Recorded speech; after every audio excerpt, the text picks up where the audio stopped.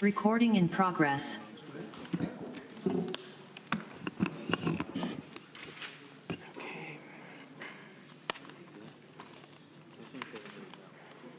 Good afternoon and welcome to the Tuesday, April 4th, 2023 meeting of the Tompkins County Legislature. If you could please join me for the Pledge of Allegiance.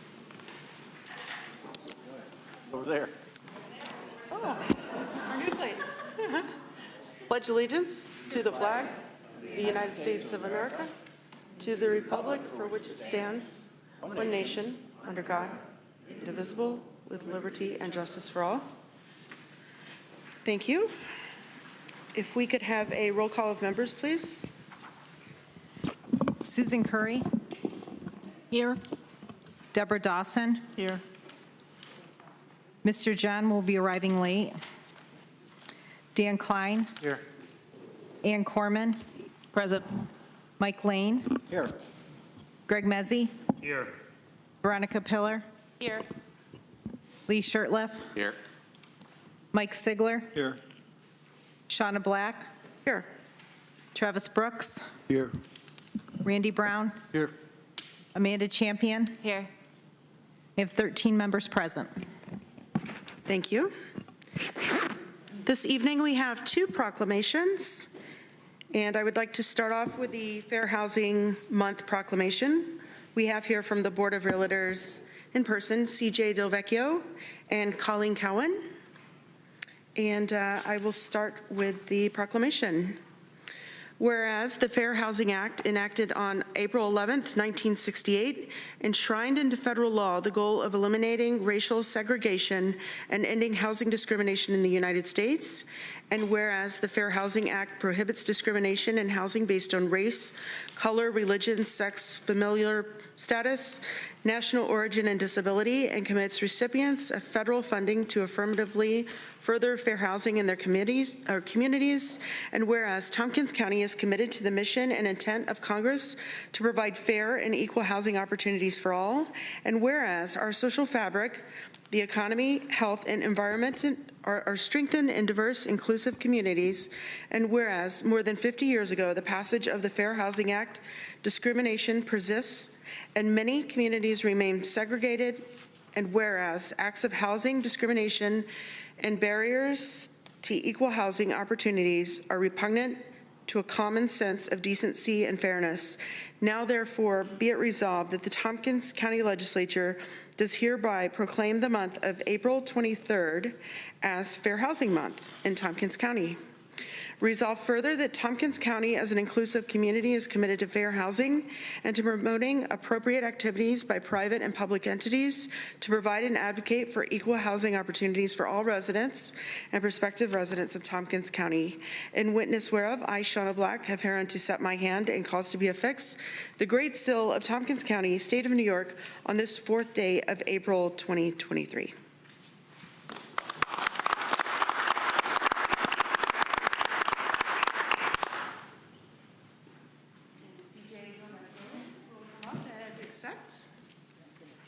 Absolutely. Yeah, let's hold on.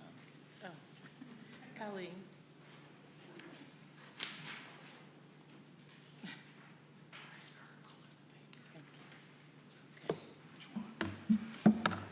Thank you, Madam Chair. I am this year's 2023 President of the Ithaca Board of Realtors, and I have with me today the Chair of our Fair Housing, Diversity, and Sustainability Committee, Colleen Cowan. In recognition of Fair Housing Month, the Ithaca Board of Realtors, Fair Housing, Diversity, and Sustainability Committee is erecting a new cedar fence as an artistic visual display incorporating skin tone colors as well as 3 different pride flag designs. We look forward to the ongoing conversations of this fence, which embraces how our realtors fairly help all people in our community to achieve their real estate dreams. Fences have a long history of symbolizing status and wealth, the American dream. But also historically, they've been erected to keep certain people out. Realtors subscribe to the Code of Ethics, which incorporates equal service to all clients and customers. And this new fence pays tribute to our pledge that fair housing is for all. We want to thank the Tompkins County Legislature for proclaiming April to be Fair Housing Month, and are excited to welcome Legislator Dan Klein to help us unveil our fence. Join us for the fence unveiling on April 12th, next Wednesday at noon, at the Ithaca Board of Realtors office at 957 Mitchell Street in Ithaca, New York. Thank you very much.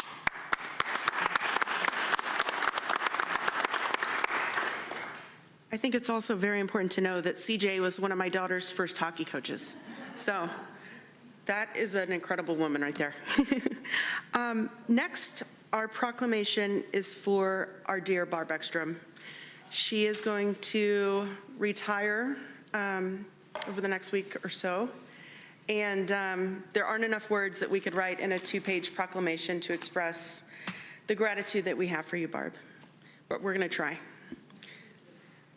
Whereas Barb Ekstrom has served Tompkins County for 37 years, beginning as environmental planner in 1986, and soon becoming the solid waste manager of the Public Works Department in 1987, a title which has become the director of the Department of Recycling and Materials Management, a role she has held for 36 years.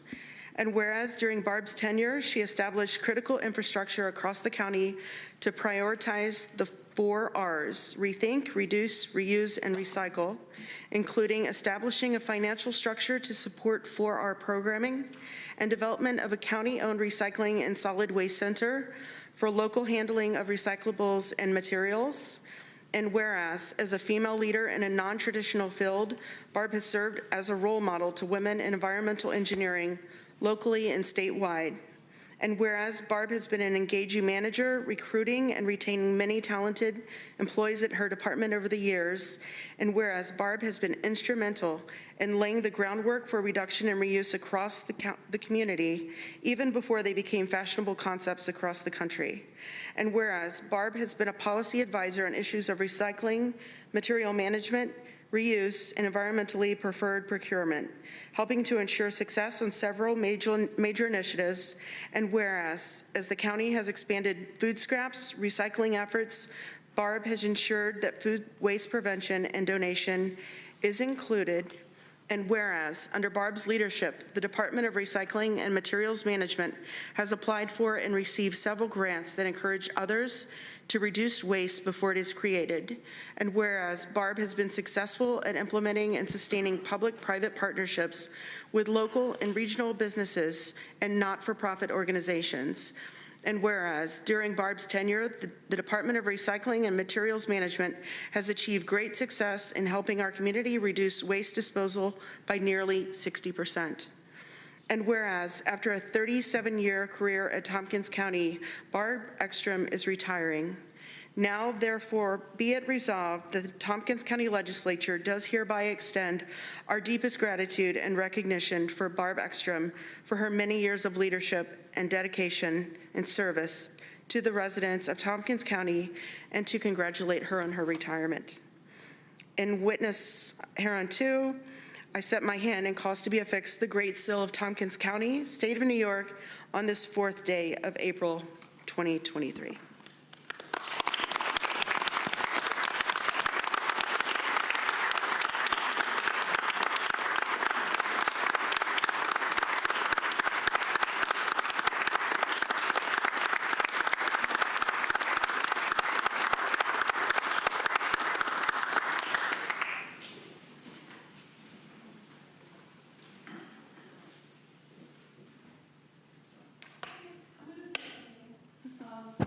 You want to use the microphone? Hopefully it'll work. So today's my daughter's 38th birthday. That's good. And the only thing I really want to share is many years ago, my mom, who is my inspiration, my parents were Holocaust survivors and survived. My mom always told us, work for government. Government will take good care of you, and then you can help other people. And she was a doctor. She worked as an anesthesiologist, and she also worked in New York City as a pediatrician for the child health clinics, and in various boroughs. And that was the love of her life, helping people who really didn't have the resources to get medical care. And so I did. I went to Cornell twice. I married the man who's taking a picture over there. His name is Dean. We've been together for 43 years. And I did work for government. First, I worked for the city of Ithaca with the treatment plant construction after I got my master's in environmental engineering. And then I came here, and I was an environmental planner, and back in the day of Frank Liguori. And then I came to Bill Mobbs, who was the Commissioner of Public Works. And the one thing I learned from Bill was, and he hired a woman, it was great. And the one thing I remember from Bill is, do one thing, always be honest and always be clear. And it doesn't matter what party affiliation you have or how you look at what's important to you. What matters is how you treat people. And a smile and some kindness always help me here in Tompkins County, and I know that will continue to prevail. So even though we did a lot of work to help people, and there's lots more exciting work ahead, and I have such a great group of people, the truth of the matter is you can do anything if you use your heart. Thank you.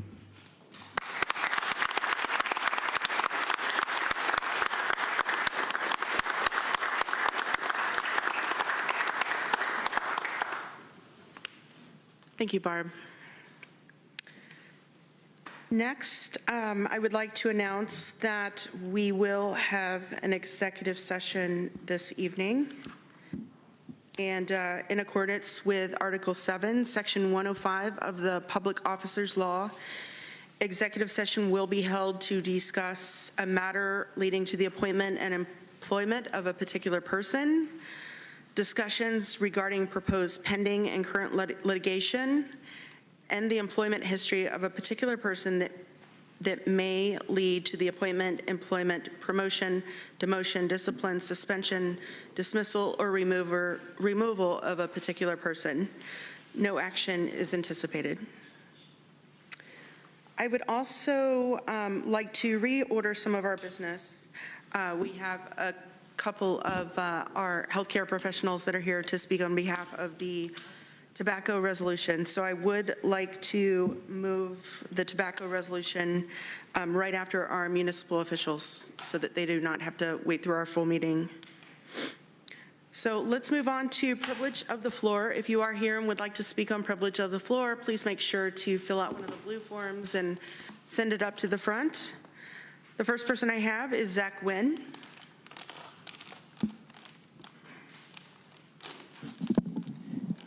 Good evening. My name is Zach Wynn. I live here in the city. My question is in regard to the gun-involved violence elimination grant funding that has been offered to Ithaca and by extension Tompkins County by the Division of Criminal Justice Services. At the recent meeting of the Ithaca Community Police Board, Deputy Chief Monticello was unsure if the decision to accept the grant funding and cooperate with the program lies with the mayor or with Acting Chief Jolie. I suppose I'm asking Councilperson McGonigal. I would like to know if any progress has been made on the issue of the GIVE grant and if the city will be participating in the program. From what I have observed, if the city does not cooperate, the program will not move forward. So will the city be joining the GIVE initiative? I yield the remainder of my time. Thank you. Thank you. Next, we have Monica Roth. Hello, it's nice to be here and see everyone. I'm in a slightly different hat on, but it's still got to do with agriculture and food. So I'm currently serving as the president of the Friends of the Ithaca Farmers Market. It's a group that was started about 2 years ago, and we're just baby steps getting started, but one of the things that we're very happy to celebrate is the 50th anniversary of the farmers market this year. It was in 1973 when something must have been in the air, because it's also the 50th anniversary of Moosewood and Green Star. So, you know, everybody was into back to the land and, you know, kind of growing food and selling it locally at a farmer's market. And that it was really a small group of people that got together and said, we need a farmer's market. They started out down at Agway and then moved to Taganic Boulevard for about 10 years. And from there, we jumped around a little till we found the Steamboat Landing site and have been there ever since. And we hope to be there for a good while longer, we are certainly working in that direction. We have some state funding to do some improvements down there, and that'll take a few years, of course, because it costs a lot of money. But we're looking forward to having the market survive, primarily because it's been such an asset to our farmers, to, you know, providing local foods, all the small businesses that have been growing up through the farmers market. And so on May 6th, we have a ribbon cutting, and this was put in your mailbox, and we'd invite you all to attend. It's just a little ribbon cutting to celebrate our 50th anniversary. That's a Saturday.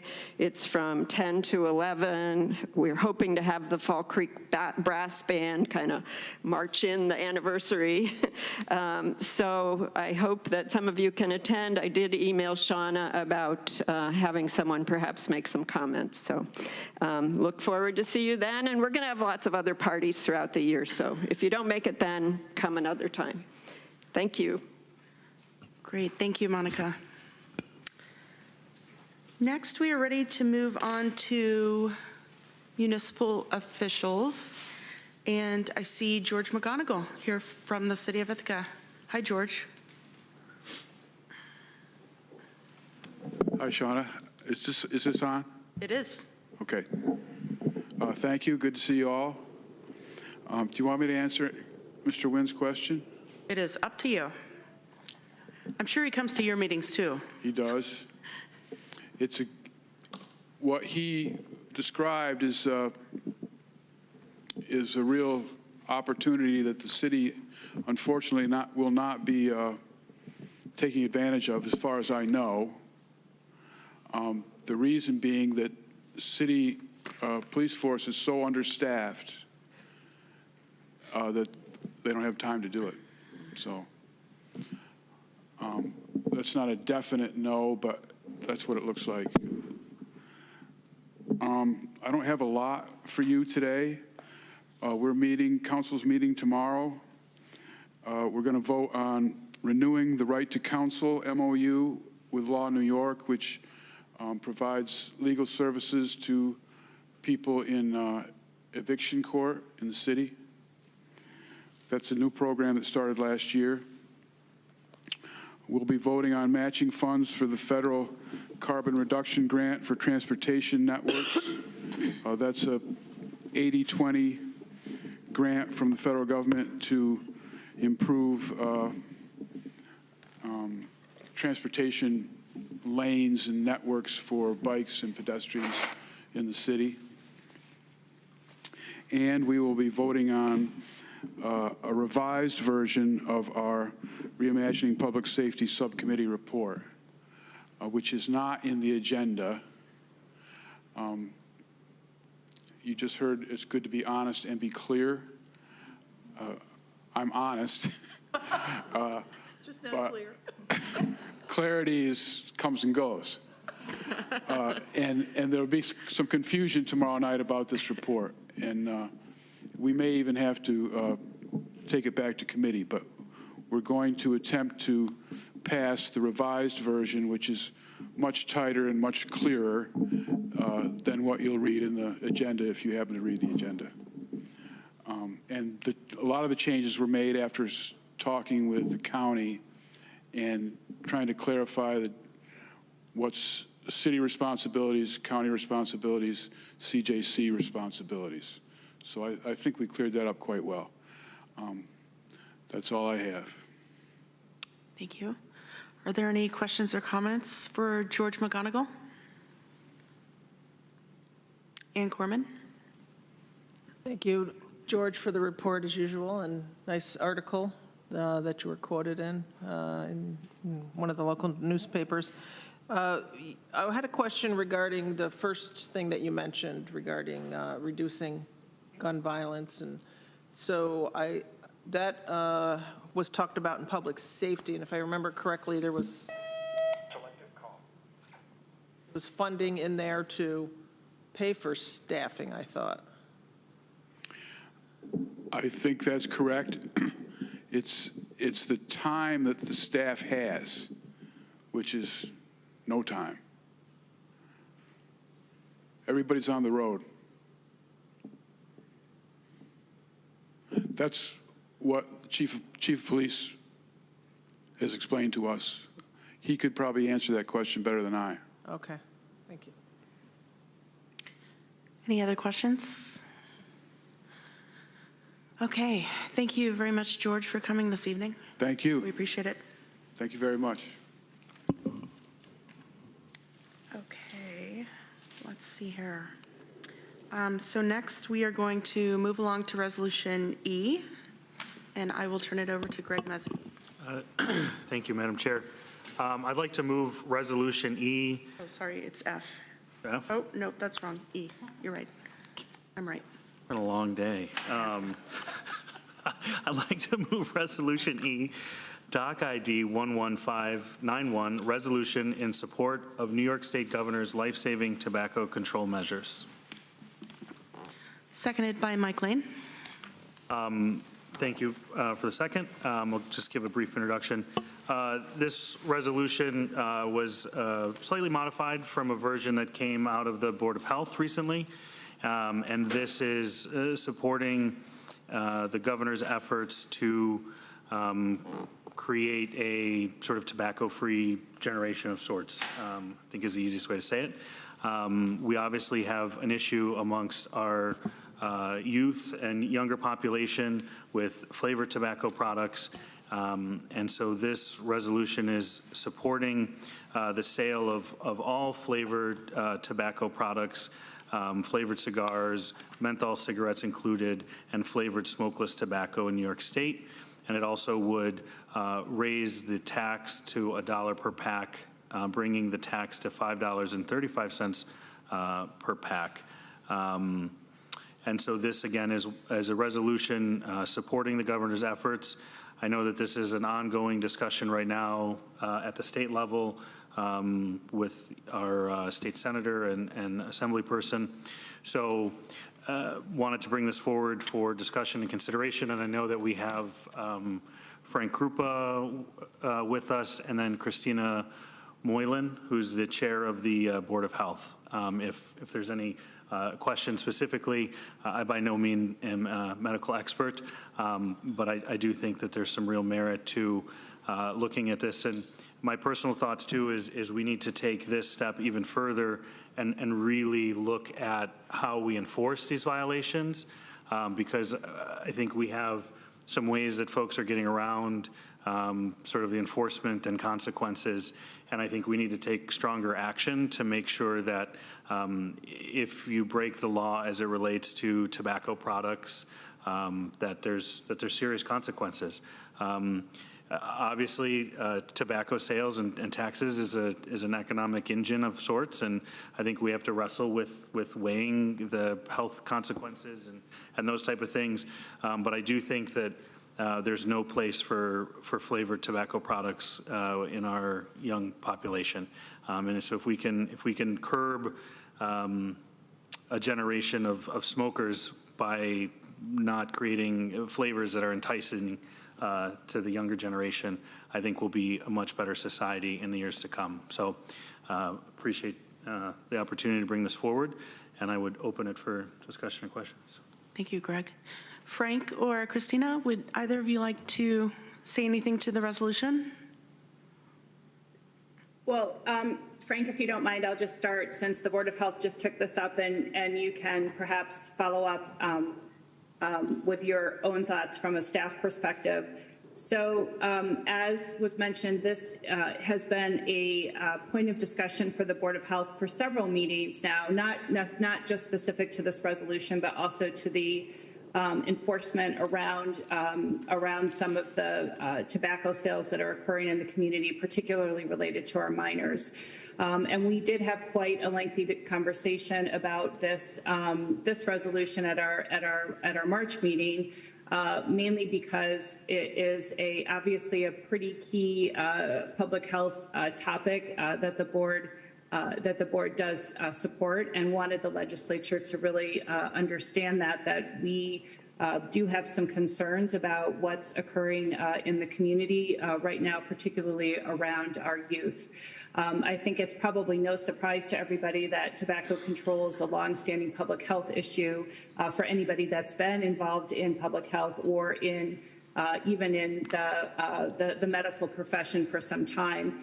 And I don't think there's any argument. There's a long history and significant scientific research that demonstrates the link between smoking and a number of preventable diseases, cardiovascular, respiratory, et cetera. And there's also a significant amount of research that shows the addictive nature of smoking and the variety of tactics, I think, that are used that are employed to really create lifelong habits in folks. And I wanted to mention too that from my perspective, and I think the board's perspective, while obviously the health-related concerns are important for us, that we also see the flip side of the economic concerns on this as well, which is that for many individuals, this becomes a pretty significant economic impact at the household or the individual level. So I think what's important for this resolution for the legislature to focus on is yes, it is continuing to sort of demonstrate support around tobacco control, but it is trying to really focus your attention on the youth of our community and what's happening around us and the tactics that are being used to create this next generation of smokers.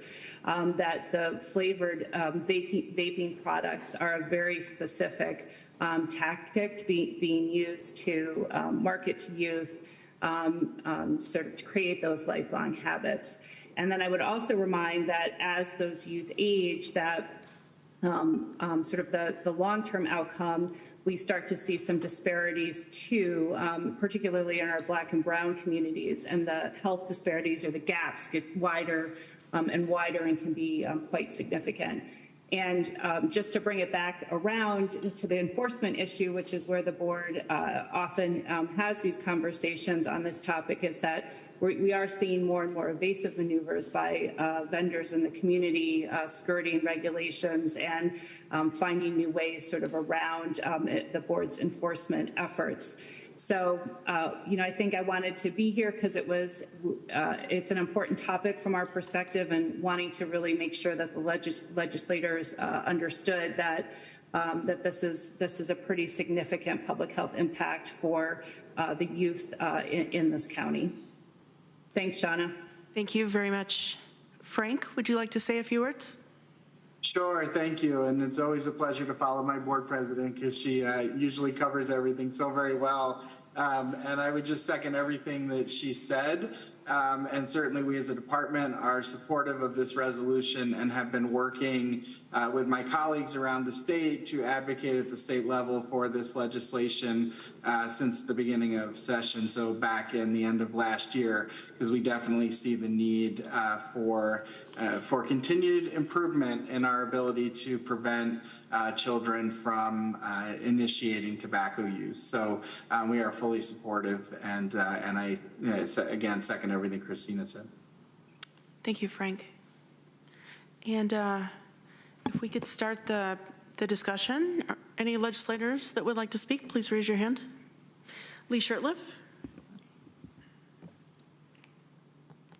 I was tempted to offer an amendment or ask if the sponsor would be open to a friendly amendment, but I I think it would come across as it is gamesmanship, extending this maybe to the cannabis substances as well.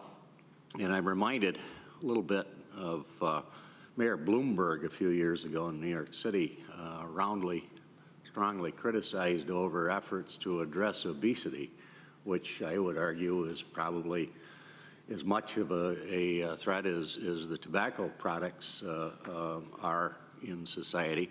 And we kind of backed away from it. And I just offer this as a bit of a slippery slope. There's a lot of things that are marketed throughout the state and the businesses in our communities that just plain aren't good for us. And I'm not willing to support a resolution at this point. I will disclose it. I do smoke menthol cigarettes, and if they do raise the tax by $1 a pack, you may have solved that problem. Thank you. Okay. Deborah? Yeah, I've been trying to get Lee to quit smoking now for a while. So that would be an outstanding result. Are you going to move over to pot? No, I'm just joking. No need to answer that. Deborah? I was just going to say, yeah, I agree, Lee. There are lots of things that are marketed, and there are businesses that are making lots of money on things that are not good for us.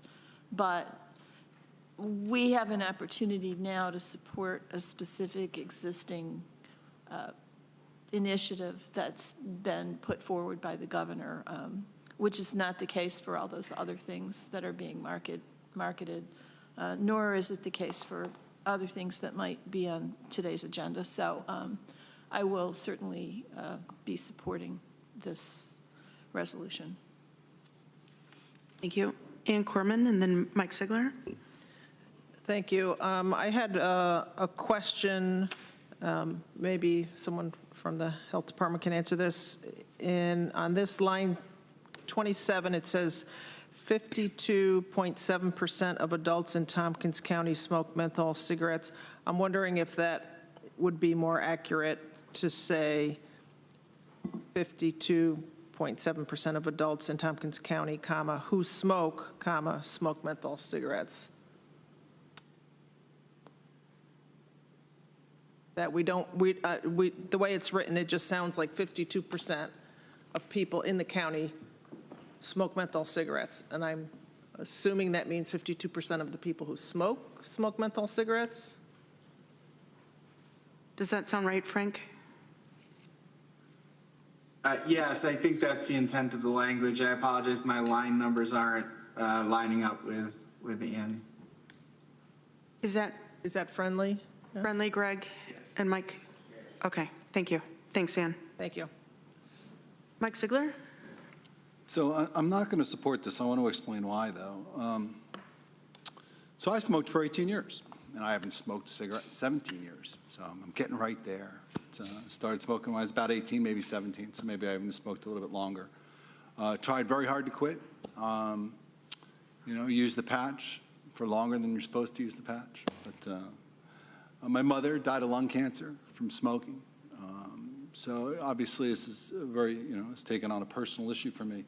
The problem I have more with this is, in part of what Lee said, I mean, if you were going to, just because it's attractive to kids, a lot of things are attractive to kids. I mean, we wouldn't have a seltzer industry right now, I think, if we were trying to cut kids out of certain things, or you wouldn't have, pot gummies. That wouldn't exist, because obviously that's attractive to children. My bigger problem with this is the menthol aspect of this. When you look at menthols, 85% of African-American smokers smoke menthol cigarettes. We're basically banning the favorite cigarette of African-Americans, and we're not touching the cigarettes smoked by white people. So I understand that that's not maybe how people are looking at it, but if I'm an African-American smoker and I'm of age and that's my favorite cigarette, I would be annoyed if you banned that, and yet my buddy over here is allowed to smoke whatever he smokes as a regular, whatever their choice is, whether it be Marlboro or Marlboro Light or whatever the case may be. I know it's weird to look at it as an equity issue, but I think it is. You're an adult. We've said cigarettes are legal in this country to smoke after the age of 21. If somebody wanted to move a ban on that, I guess that would be something that would be entertained, but no one is moving that. It's moving it a different direction. So, thank you. Greg Mezzi. Mike, would you support a full tobacco ban then? I'd consider that. I don't think that will ever happen. I think the state makes too much money off of it. Yeah, but I guess if we saw something here on the floor, would you support something like that if it is about the tobacco? I wouldn't be willing to support that tonight, but I would entertain it for future. Okay, thank you. So I would just like to add in real quickly that one of the stances that the NAACP has taken is that it strongly encourages the United States FDA to complete steps within its authority to establish a rulemaking to ban menthol-flavored cigarettes and all flavored cigar products. This rulemaking is aligned with the agency's previous announcement targeting an April 30th, 2022 deadline.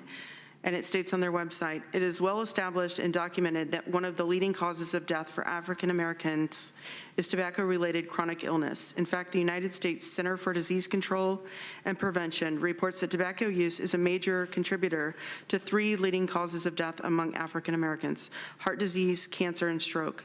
Additionally, the CDC acknowledges that smoking is the leading cause of preventable death. As a result of these facts alone, the FDA should exercise its authority to regulate these addictive products that lead to disease and death, specifically as related to the health of African Americans. And that's right on their website.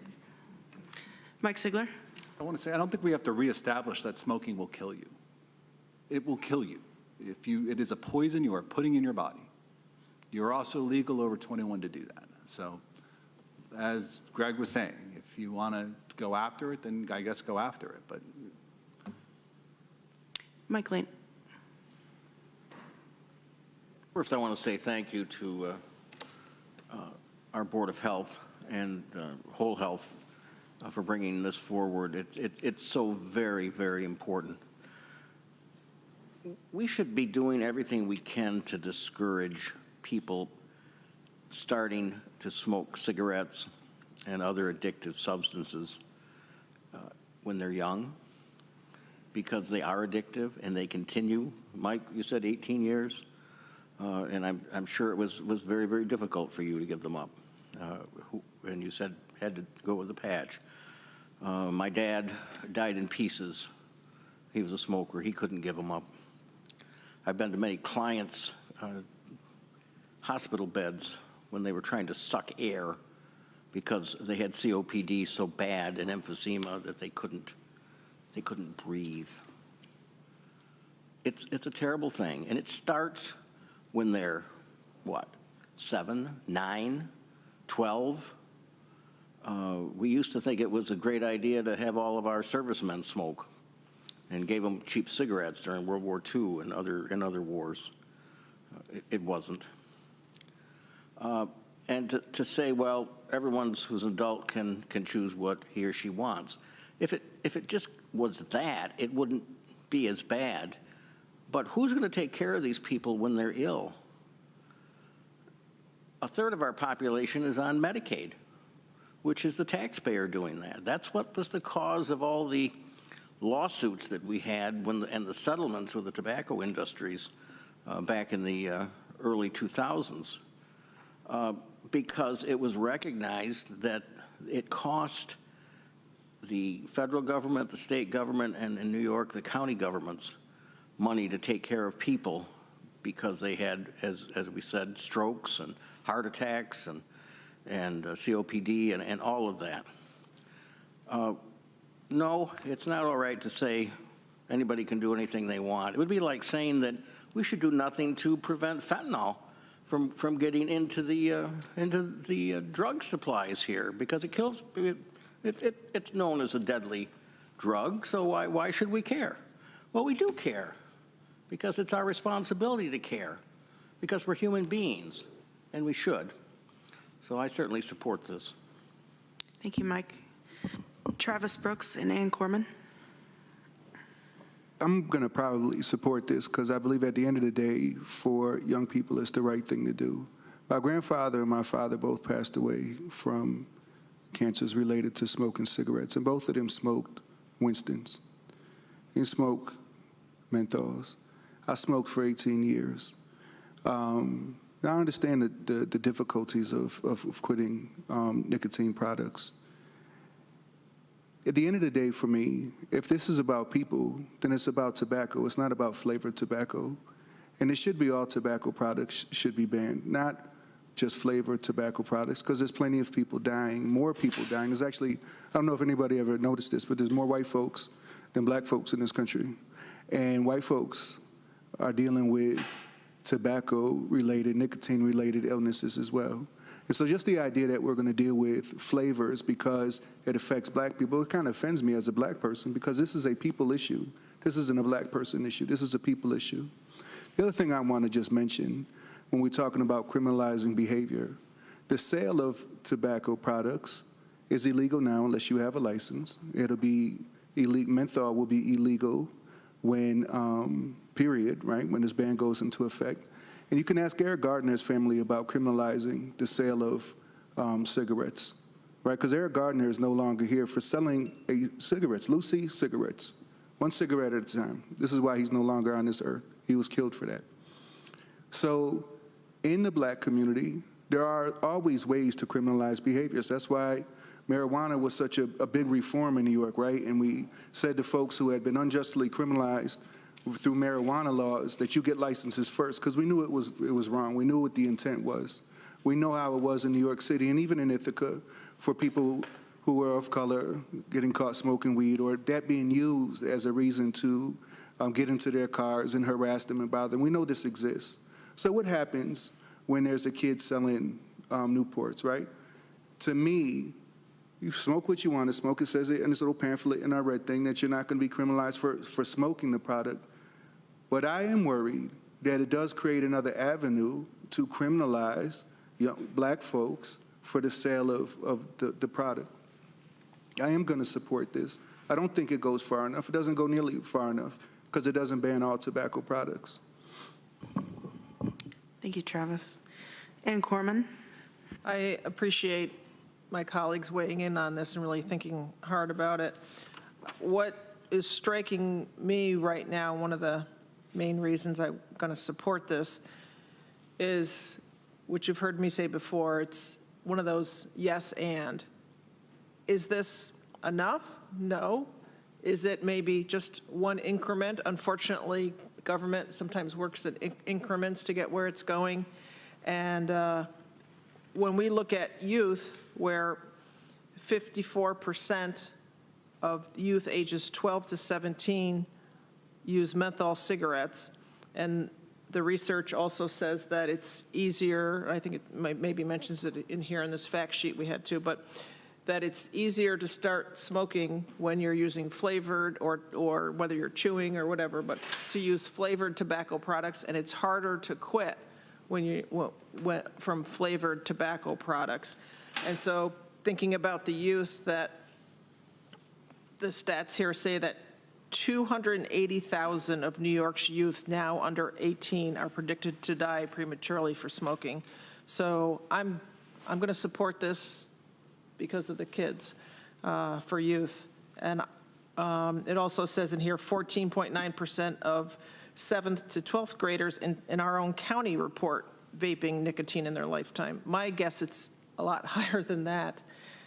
So I'm going to support this if it helps decrease the number of youth starting to be addicted. And since people are talking about, you know, their own history with cigarettes, I smoked, I think, about 5 years. Started, I think, when I was 16. Thank you. Thank you, Ann. Veronica Pillar and Randy Brown. Rich, we're on Resolution E. Welcome. Mike brought me up to speed. Okay. Thank you, Madam Chair. I'm going to support this too. Some stuff I was going to say has been said. I think I'm also a big driver for me is that flavored tobacco products in practice seem to be used as a very strong tool to get kids smoking tobacco, and I support pushing back on that. I guess as long as people are sharing their personal stories. I went to high school in apparently a sweet spot after, propaganda to not smoke was very widespread, and I was shocked when I got to college and saw some of my peers smoking, and I was like, where did this even come from? And, Juul was not a thing yet, so I lucked out. I think, I don't know the details, but, smoking used to be, smoking just regular cigarettes used to be more popular than it is, I think, and that's changed, and now, flavored tobacco products have multiplied, and we can change that again. And the other thing it's important that this resolution distinguishes between banning the sale and, I think if I'm, what? Yeah, and banning possession or use of the products. I would not support criminalizing individual behavior, but Travis described that, and I appreciate the caution you brought up as well. Thank you, Veronica. Randy Braun. Yes. I had a family of smokers. I was luckily not one of them.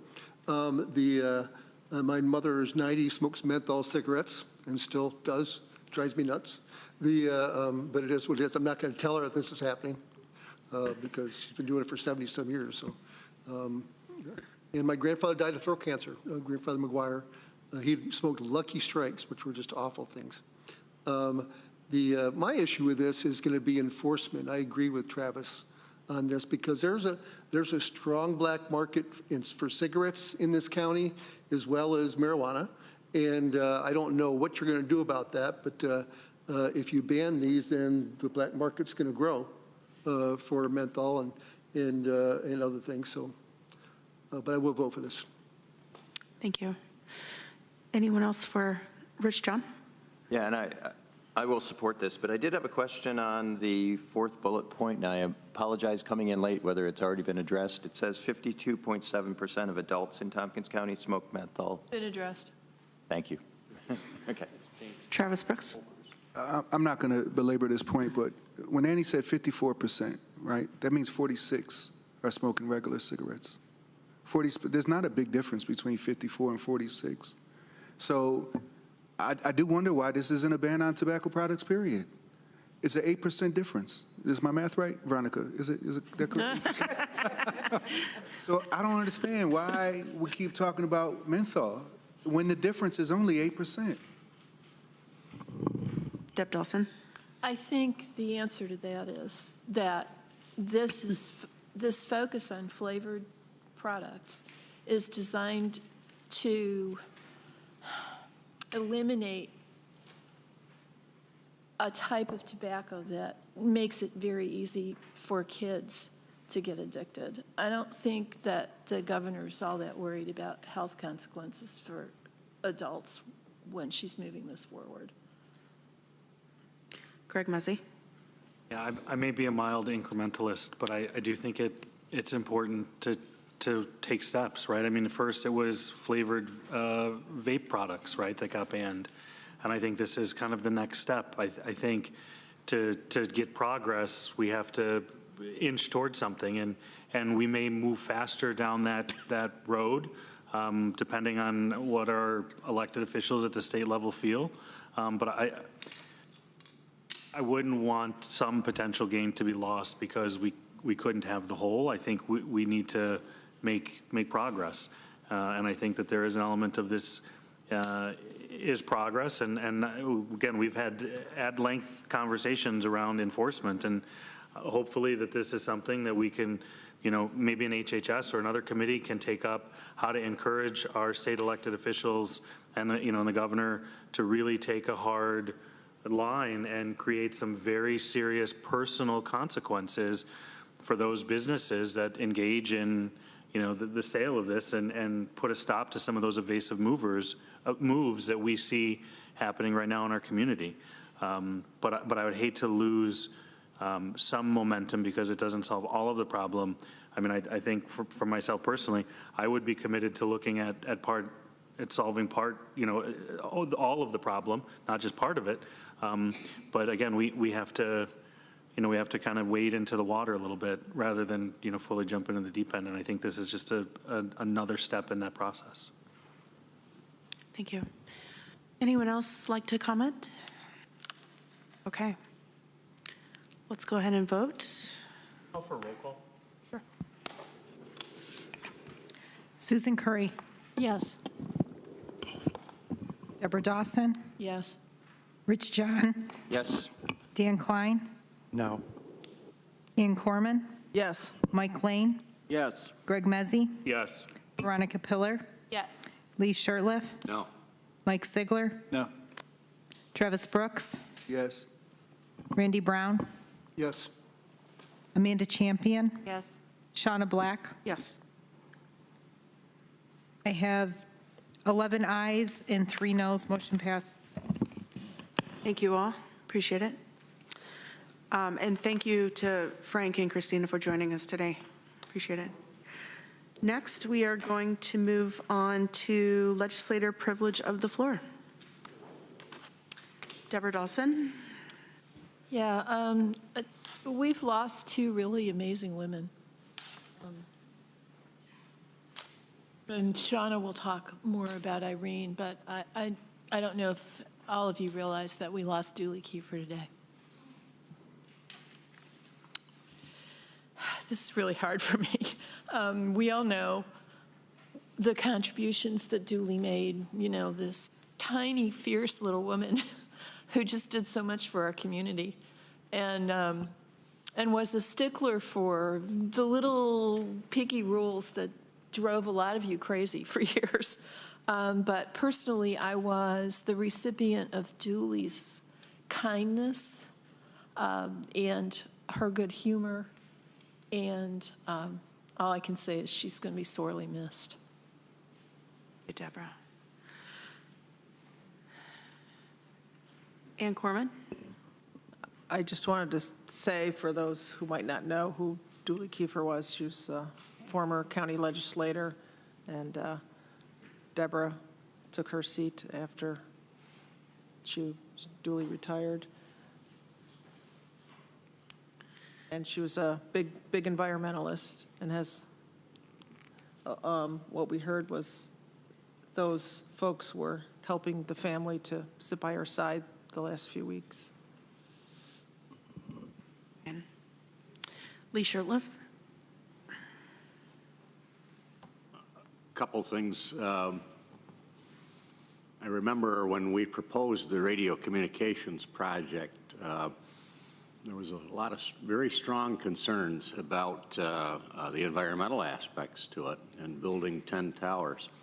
And people were fearful that Dooley would be a strong opponent. And I spent a lot of time with Dooley talking through the program, and even at the encouragement of the county administrator at the time, went to her and asked her to have a hands-on involvement in the environmental review, which I think was probably the most extensive environmental review that's been done in Tompkins County. And she became a strong supporter and advocate for the program. And I had a lot of respect for Dooley. And I know there will be mention made regarding Irene Stein, and got to work with her in many capacities. We were rivals. I was a county Republican chairman when she was Democratic committee chairman, but always considered her and Peter friends, and enjoyed the collaboration with her. And I do want to make mention of a third individual I learned over the weekend that passed away, a longtime Groton resident, came to town to take over a law practice in 1968, and was active in many organizations, and his name is Ben Buckle. And Ben was elected district attorney in 1981, served 2 terms, and was an old friend, but a real hard worker and strong community volunteer out there. And I just, there aren't many here. Mike would remember him, obviously, and Rich. Rich, you might have even worked for him, I'm not sure. I did not, but yeah. But Ben served Tompkins County well and admirably. He had a during his pearl-handled years. revolver, I remember that. Pardon? He had a pearl-handled revolver, I Yes, remember. he did. So a girly gun. So I just want to mention that passing because he's fondly remembered by a lot of people out in my district. Thank you. Next, I have Veronica Pillar. Thank you. Everyone's alive in this one, luckily. The Pearl at the center of the county, I'm of course referring to Stewart Park, is having a cleanup day this Saturday from 10 a.m. to noon. You all are invited to participate or to come see our wonderful park in my wonderful district as it is getting a little prettier for spring. Thank you. Susan Curry. I just wanted to say a word about Julie Kiefer as well, because the entire time I was the director of the public library, she was a big supporter, but she also asked really hard questions and made sure that the library was the best that it could be, and I really appreciate it. I wasn't aware. Thank you for letting us know. Mike Lane. I'd like to say more about Dooley. I didn't know she passed away last night. Thank you for telling us Today. that. Served with her a long time. But one thing sticks out in my mind was when I first was aware of her activity in Tompkins County before I was involved with county politics or I think even village politics. Reading about her in the newspaper, I always thought Dooley was the most interesting name. And she and a group of other activist women are probably the reason we don't have a nuclear power plant at Cuga Station. And I've always thought that that was a wonderful thing that they did for our community. And that's all I'll say about Dooley tonight. I did want to say another thing that's kind of serious and that's on my mind, and that is we hear horrific stories about the immigrants who risk their lives and die to come to America. We know about the people who, the smugglers who try to bring in people who are desperate to come into America. We know about the boats that capsize and the people drown coming in from Haiti and Cuba and other places. We know about the trucks that are sealed with immigrants that come across the border and people die in them. This happens all the time, and we think about our southern border as the place where this happens. But this week we found out that it happens nearby, and that is the terrible news about the 8 potential immigrants who died crossing the St. Lawrence or trying to cross the St. Lawrence in a blizzard. There were 2 families, a Romanian family and an Indian family, 2 little children. The persons whose boat it was, and this was crossing the St. Lawrence at the Akwesasne area, there were somebody's boat had taken these folks out and to cross the river. And apparently there was a snowstorm or something, but anyway, it went down. And as always is the case, the smuggler apparently got away. At first they thought perhaps he might have died also, but now they seem to be looking for him to see what happened. I hope they find him. I hope they prosecute him. We need immigration reform in this country. And every time we see a congressman or a senator or anyone who's related to our federal government, we should say, we need reform. We need to make this, we need people in this country. We need people, we have a shortage of labor from agriculture to industry. And there's no reason that we can't find a way to help these people come in. Well, by the way, 2 of these children that died were Canadian citizens. They were born in Canada. They were trying to come to America. I just am totally upset by knowing about these deaths and knowing how close it was to us. Thank you, Mike. Mike Sigler? I just want to say two things real quickly. Served with Julie for a long time, and I credit her with quite a bit, actually. One of the things that she really took a hold of was voting. When we were picking out new machines and we shifted over from the old levers, which I loved because, you know, those were cool. But she made sure that we had a paper trail, and I think that has just prevented so many headaches for us in New York State, was the fact that she insisted upon that, and she was really on that like the whole time. And I learned a lot from her. She was always prepared, was always well studied on every issue, so it was just a formidable person to debate against, and I always appreciated that about her. So she will be missed. That's a loss for the county, frankly, to lose someone who just was a good government person. And that was really always, I think, her main concern was just good government and kind of just caring about the community and how the government treated people. The other thing I wanted to bring up was basically because Rich, you weren't here for this.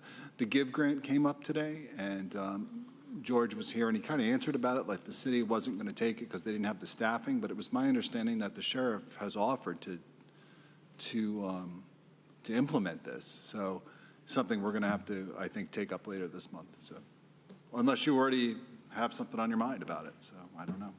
I did note it to talk about on my report on public safety, but then you go. Perhaps there's new information that's come in since I got here from the airport. Just that George said that they would have trouble. He thought that they would have trouble implementing it just because of the lack of staffing at the city police department. This is GIVE is the Gun-Involved Violence Elimination Grant, and the latest information I had was that New York State was interested in providing some funding for that type of activity here in our county. And I would commend our district attorney, our director of probation, and our sheriff for stepping up and saying, yes, we really want to do something about it. I had not heard that the city might not have the resources to participate, but I sure hope we don't let the opportunity pass because, well, again, I don't want to do my or my public safety report now, but our jail numbers aren't good. And it's largely a function of there have been more arrests on violent crime in our community. You know, there's some other factors at play as well, but we should be doing everything, I believe we should be doing everything we can to get at it, and this would give us some resources to do that. So more to come there.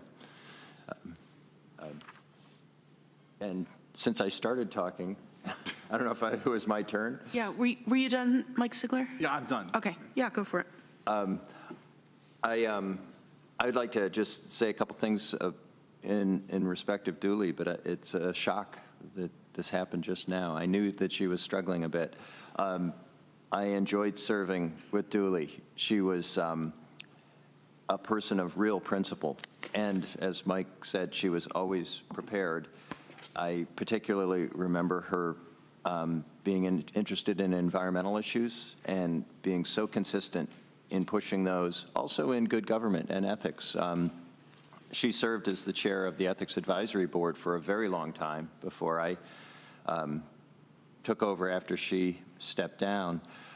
I also remember her calling me aside at one point and seriously asking my opinion about commas and use of comma, and she cared about language in a very deep way, and it was just great. I will miss her. So, and to comment further, Mike Lane, on your comments on immigration, I agree completely. This is a solvable issue. This is an issue we could do much better on at the national level if we just had the will to talk to each other and not grandstand. It's so sad. So I'll stop talking there. Thanks, Rich. Anyone else for legislator privilege of the floor? Okay, I'm going to move on to a quick chair's report. So So we did have the unfortunate news the past week of hearing of the passing of Irene, and then earlier today, Dooley. I will say the first time I actually got to work with Dooley, my first meeting as a legislator, I remember we voted on weights and measures, and it was whether to add someone to weights or measures, and I voted against it. I was sitting, Dooley was sitting where Deborah was, and I was sitting where Amanda was, and I voted against it, and I swear, if looks could kill, I would not be here right now. She was very upset with me. And she was nonviolent, Shana. She was nonviolent, but, and then of course the next week she was totally fine. But Dooley was, whenever I think of this legislature for many years, I think of Dooley Kiefer and Peter Stein. She was definitely a great contributor. Now I'm going to talk a little bit about my friend Irene Stein. I actually met Irene whenever I thought I might want to run for the legislature, and mind you, I was also going for her husband's job as a legislator. And so she invited me over to the house, and it started, we sat around the dining room table, and she vetted me for about 2 hours and asked me absolutely everything. I hope I'm not the only one that she did that to. Okay. And afterward, I left the meeting not knowing if I was in or out. The great thing about Irene is that she loved all things politics. Whenever you call her, stop by, even at Kendall, she would have in the background her radio, or she would have CNN or MSNBC, and I can guarantee you today she would have definitely been watching the news. She loved good government. It didn't matter. I mean, I will say that she was really proud of Democrats, but every once in a while, she would say a Republican did something good. And that was a moment. Once a year. Once a year, probably. And, you know, for her, she loved the work that she did with the county. She loved being the chair of the Tompkins County Democratic Committee. But I also want to talk about the work that she did with our county. There aren't too many people that you can say have genuinely changed our region or even our state for the better. But I believe Irene Stein is one of those, and she was a force in our community.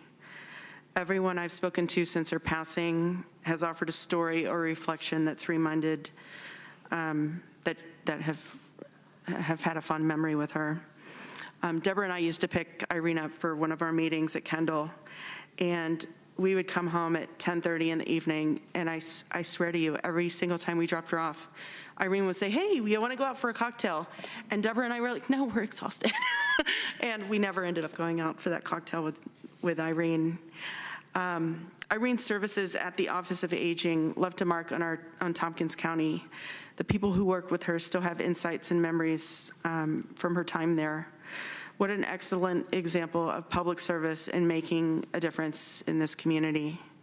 The fact that she was so aptly and consistently able to elevate rural issues in such a complex state as New York was amazing. That's a legacy that we should all aspire to. Her and Peter's generosity and progressive spirit will surely be missed. Next, we are going to hear from our county administrator, Lisa Holmes, on our center of government. I've asked Lisa to present a comprehensive history of the plan to build a center of government, how we got to where we are, and what might be next. The presentation will set us up for productive decision-making as a legislature, and I expect that we'll have a clear path to move forward. I don't want there to be a mistake, though. This information is just information for all 14 legislators. The real work is going to start in the F&I committee. It is also my hope that the public and organizations who have been following this along will share this information with their networks. Thank you to our staff and administration, facilities, planning, and assessment for their work on this. I understand that planning for a center of government has been a collective or collaborative effort, and I expect that it will continue to be. I'm going to allot 1 hour at the maximum for the conversation. This evening, I know that we're going to continue to have more conversation, but I want to make sure that we all are equipped with the same information. With that said, I will also like to bring forth the volunteers for the jail working group. I know at one point we had called it a task force, but the boss here said that we need to call it a working group. So we're going to redefine it and call it a little something different so that we can do different things with that. A jail working group is being formed to listen to the needs of our community, those with lived experience, and law enforcement in order to assist in designing a jail and public safety building that will accommodate our community priorities. A recommendation will be provided by the group to the Facilities and Infrastructure and Public Safety Committees on moving forward with an estimate for a new jail public safety building, including space numbers, number of inmates, structure type, location, and services offered. The volunteers that have agreed to be part of the jail working group are Tony Seidel, Paula Ioniti, Tyrone Lee, and they will also be joined by the following legislators: Travis Brooks, Rich John, Mike Lane, Greg Mezzi, and Veronica Pillar. And now, if we could actually, I'm going to ask Lisa Holmes if we could move forward. She does have a few appointments this evening. Thank you, Madam Chair. Yes, it is my great pleasure to bring forward a couple of people for appointments this evening. The first, I would like to, I have appointed Laura Johnson Kelly to be the next county historian, and I am looking for legislature confirmation on that appointment. So, Mike Lane. I'd like to move that we confirm that appointment. And Second. Susan Curry. Second. Okay. and if it's okay, I'd like to say a few words about this appointment. So I'm very pleased about this appointment. Laura Johnson Kelly is with us this evening. She has deep family history here in Tompkins County.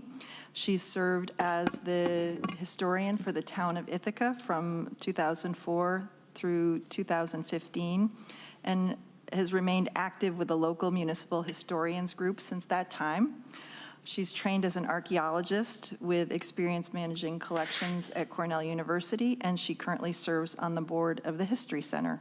And I also wanted to state my thanks to our interview panel who interviewed many candidates for the county historian, including Susan Curry and Mike Lane, as well as Joe Mariana of the Historical Commission and B. Seckley, the historian for the village of Cayuga Heights, all served on the interview panel. So I'm very pleased to recommend Ms. Johnson Kelly for this appointment. Great, thank you. Mike Lane. I just want to say I think we're very fortunate to have Laura put her name forward and to step up to this position. And as she and I have talked about briefly, we know Carol Kamen was a force to be reckoned with in Tompkins County, but I have no doubt that when the time comes someday for Laura to retire, we'll say the same thing. Thank you, Mike. Rich John? I'd just say I've had a chance to serve with Laura on the board of the History Center, and I'm very confident we've got a good choice here. Great. Anyone else? Any other comments? Okay. All those in favor, please raise your hand. And that is unanimous. Congratulations.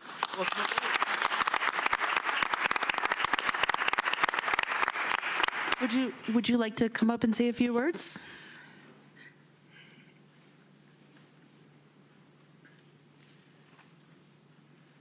First of all, I'd like to say thank you to everybody here and to the members of the search committee and Lisa. I really appreciate the opportunity to serve as your new county historian. I had prepared a few remarks, but Lisa sort of stole some of my thunder talking about my background. But, you know, I'm really excited to become your new county historian, and I know Carol Kamen is definitely a really hard act to follow, but she's been great about sort of shepherding me and looping me into some of the commissions that she's been involved in, the 1779 group, the Historical Commission, and I'm really looking forward to continuing my involvement with the municipal historians. I've been meeting with them since April of 2004. It's a long time. And, I do want to say a few comments just because of what Michael Lane said earlier about immigrants. One way in which I have deep history here comes through my mother's family.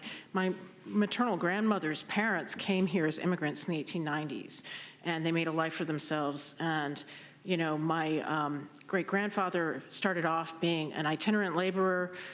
He was a farmhand for a while.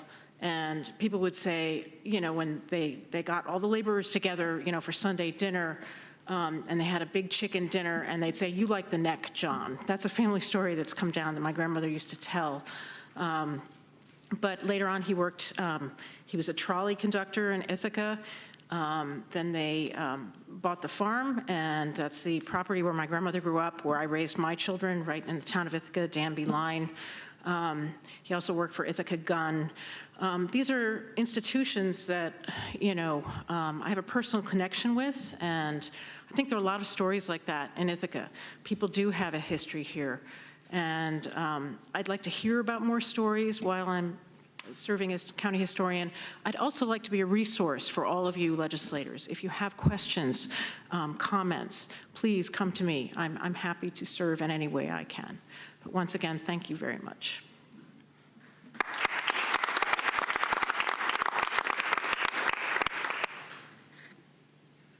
Thank you very much. Next, I'm also pleased to say that after a search process that involved multiple staff, department heads, and legislators, Amanda Champion and Dan Klein, and a series of interviews with highly qualified candidates, I extended an offer to Lauren Cotterill to be the county's next Director of Information Technology Services, and I would like to bring that forward for legislature confirmation. Moved by Amanda Champion, seconded by Deborah Dawson. Amanda? Can I just say also that we would need to waive the residency requirement for this appointment. Okay. So, a few words about Lauren. Many of you know him for many years through his service as Deputy Director of ITS for the last 10 years. As Deputy Director, he's managed staff, led the county's cybersecurity initiatives, supported and expanded the county's network infrastructure, coordinated IT projects involving multiple stakeholders, and he's fostered collaborative relationships throughout the county. He's recognized as a statewide leader in the IT field. He currently serves as the treasurer of the New York State IT Directors Association. And prior to being here in Tompkins, he served as the Schuyler County Director of Information Technology for 6 years.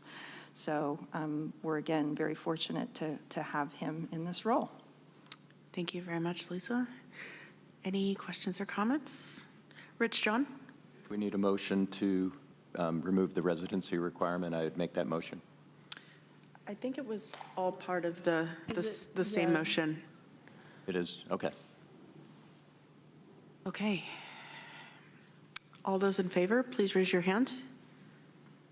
And that is unanimous. Thank you.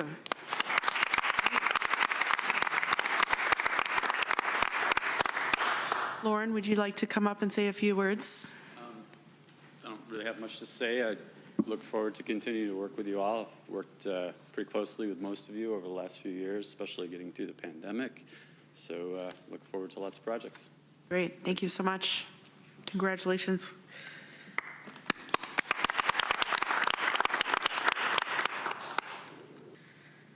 Okay. Next, it is time for the special topical presentation by Lisa Holmes. And I know we've been waiting a month for this since we didn't get to it at our last meeting. Okay. So thanks, Lisa. I'm going to share my screen.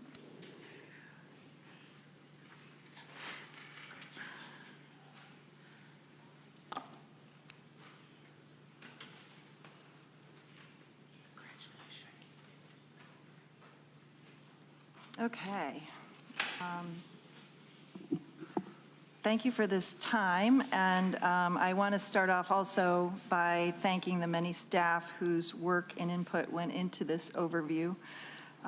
Dominic Recchio, Katie Borgella, Megan McDonald, Jay Franklin, Aurel Lamaro, and Norma Jane. I hope I didn't miss anybody. And as Shauna mentioned, the purpose of this presentation is to lay out the background and history on the discussions, decisions, and work that's been done to date in furtherance of a center of government for Tompkins County. At the time, several decisions were made. There were 6 different legislators around the table. So the aim of this overview is to inform everyone, including community members, about the decisions that have led us to the present day. So starting with why are we discussing a center of government? In previous and in current discussions, it's been stated that a center of government would position the county to deliver accessible services to the public from a centralized location. It would also allow us to offer efficient and sufficient workspaces for our employees. Seen in this photo is a staff member at the DA's office who is currently situated in the hall of the courthouse.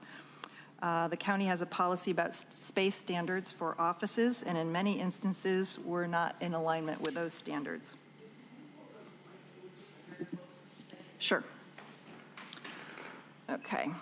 Having a central campus would contribute to a vibrant downtown, using the newly acquired properties adjacent to current county facilities, and it would assist the county in meeting the sustainability and greenhouse gas emission goals we've set for ourselves.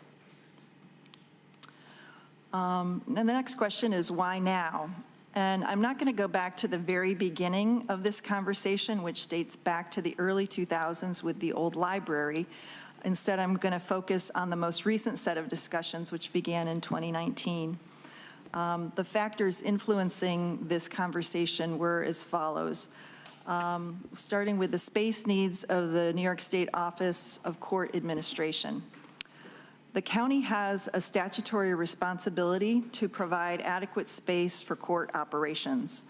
By 2015, we had moved the Office for the Aging and the Legislature out of the county courthouse and completed the initial renovations that were required by OCA at that time. And then further needed renovations have been on hold since that time. In 2019, we had conversations with OCA regarding their space needs. And last week, we received an updated written notification from OCA stating that their needs have increased further. The addition of the 3rd county court judge in 2020 displaced several other court functions and staff, and they need an additional courtroom, hearing room, jury deliberation room, as well as other spaces. So those needs affect the spaces currently occupied by the district attorney and county clerk. So that covers the main courthouse. The existing spaces in the old jail and Annex C building are inefficient and crowded, and we wouldn't make much improvement by renovating these spaces. We have also 4 departments for whom we're currently paying rent in lease spaces. That's the Workforce Development Board on West Seneca Street, the Office of Employment and Training in Center Ithaca, Assigned Counsel in Center Ithaca, and the Office of Human Rights on West MLK State Street. We're also leasing space to store and secure voting machines for the Board of Elections. So investing in a center of government would eliminate the need for those leases. And to note, we also leased space for the DMV, and while that office was included in space studies, to date it has not been considered to be a part of a future center of government. And then finally, a center of government would be an opportunity to centralize public-facing departments to make them more accessible to the public. Some challenges that are in anticipation of building a center of government: we've deferred maintenance on some downtown buildings, and the cost of renovations is becoming more expensive. There is currently a lack of flexible meeting spaces for legislators, departments, and related community groups and committees in our downtown complex. And again, it's a challenge having departments in lease space, and there are some real savings to be achieved by not needing to lease. I have a calculation that the amount we're currently paying in leases could pay for approximately $1.8 million in debt service on a new building. There are several priorities to balance when planning for a center of government that I think we're all aware of that we're balancing. Operationally, there are needs for office spaces and parking. There's a need for accessibility to the public. There are factors under the county's comprehensive plan, including our greenhouse gas emission targets. And the county also sought to address the housing needs in our community, which is in large part why the Sear Street parcel on Tioga Street was sold to INHS to create more affordable for-sale housing. Other considerations include the cost of such a project and whether the county has the capacity to undertake a large project within the capital plan, with other projects being considered, such as a new public safety building. So currently, the expense of a center of government is included in the county's capital plan, but a new public safety building is not. And finally, the legislature is also determining how best to proceed with the 408 North Tioga Street property located in a historic district, and is listening to feedback and concerns of the public and taking those concerns seriously. So here's the timeline for the center of government decisions from 2019 to date. So starting in 2019, county staff reviewed available for-sale parcels and purchased the parcels on the 400 block of North Tioga Street, otherwise known as the Baker Dental Building and the Red House. These parcels were seen as desirable by the county because of their close proximity to the downtown complex. At that time, Holt Architects conducted a space study to determine the space needs of departments that would be considered for the center of government building. Holt also conducted several studies laying out different scenarios for the use of that parcel to fit a center of government, along with staff parking options.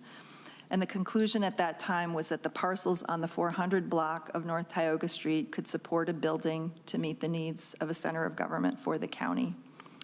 In 2020, funding was included in the capital plan for a center of government building and design costs.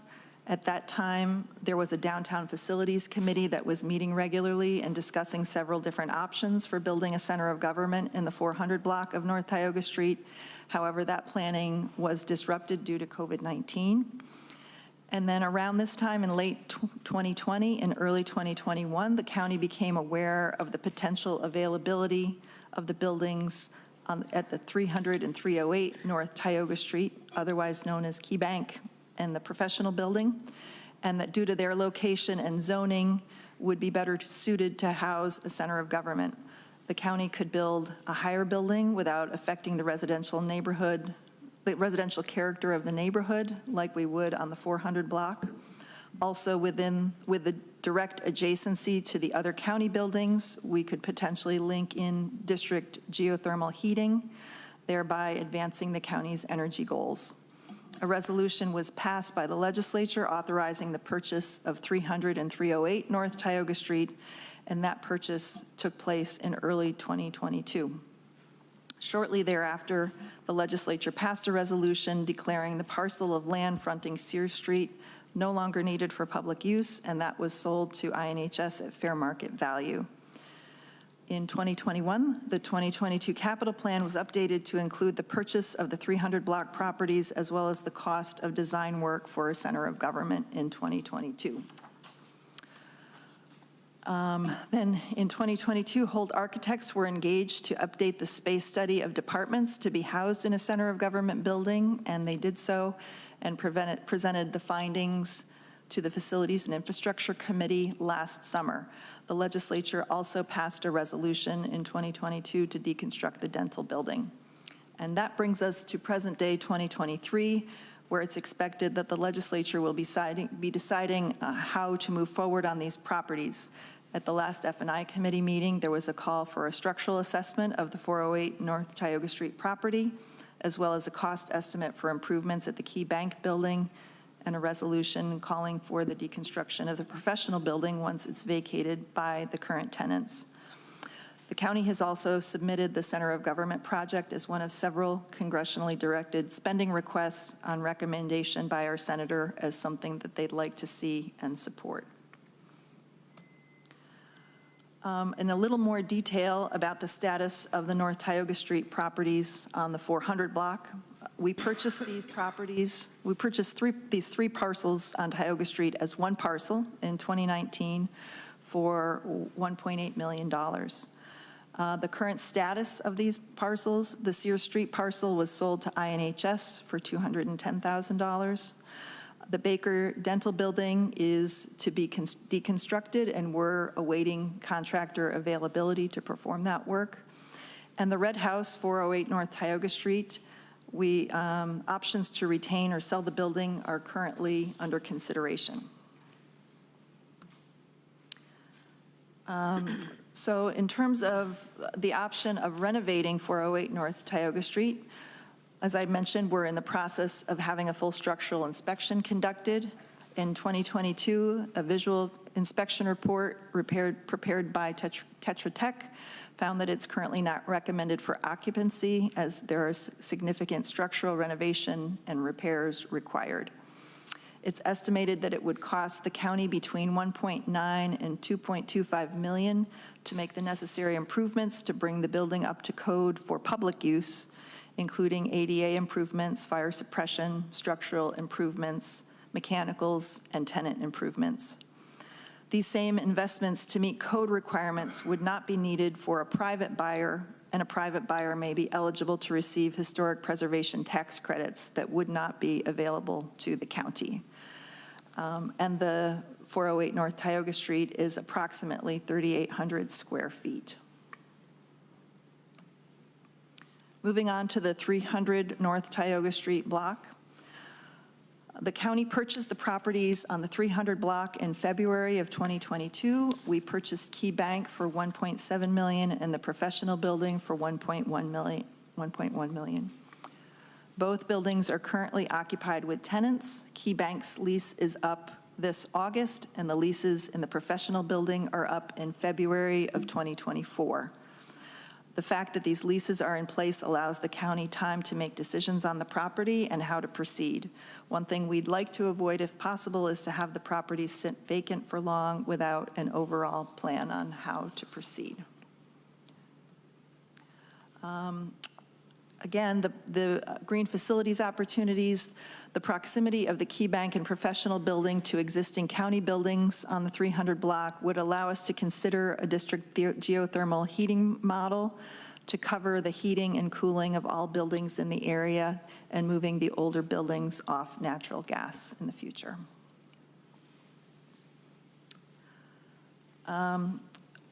A word on the space study that was conducted in 2022 by Holt. So just recently, Holt updated the departmental space studies that they had conducted previously for any department under consideration to be placed in a center of government building. And they also considered the uses of the Daniel D. Tompkins building, the old jail, and the Human Services Annex. And this is, you can see in this chart all of the departments that were considered, including the departments currently in the downtown courthouse complex, those that are currently in lease space, and departments currently in the Human Services Annex. 3 initial options were proposed by Holt for consideration, and you can see them here. Option 1A includes the addition of 33 staff in a new center of government building and the continued use of the other 3 buildings, the Daniel D. Tompkins building, Old Jail, and Human Services Annex. Option 1B includes the addition of 51 staff in a larger center of government building, moving the Office for the Aging and Veterans from the Human Services Annex and using that space for the Board of Elections and election machine storage. And then option 2 adds 61 staff to a larger center of government building and moving the Office for Aging and Veterans Services out of the Human Services Annex, which would give, and not reusing it, it would give the county the option to sell that parcel. So these three estimates point to a building between 43,000 and 51,000 gross square feet.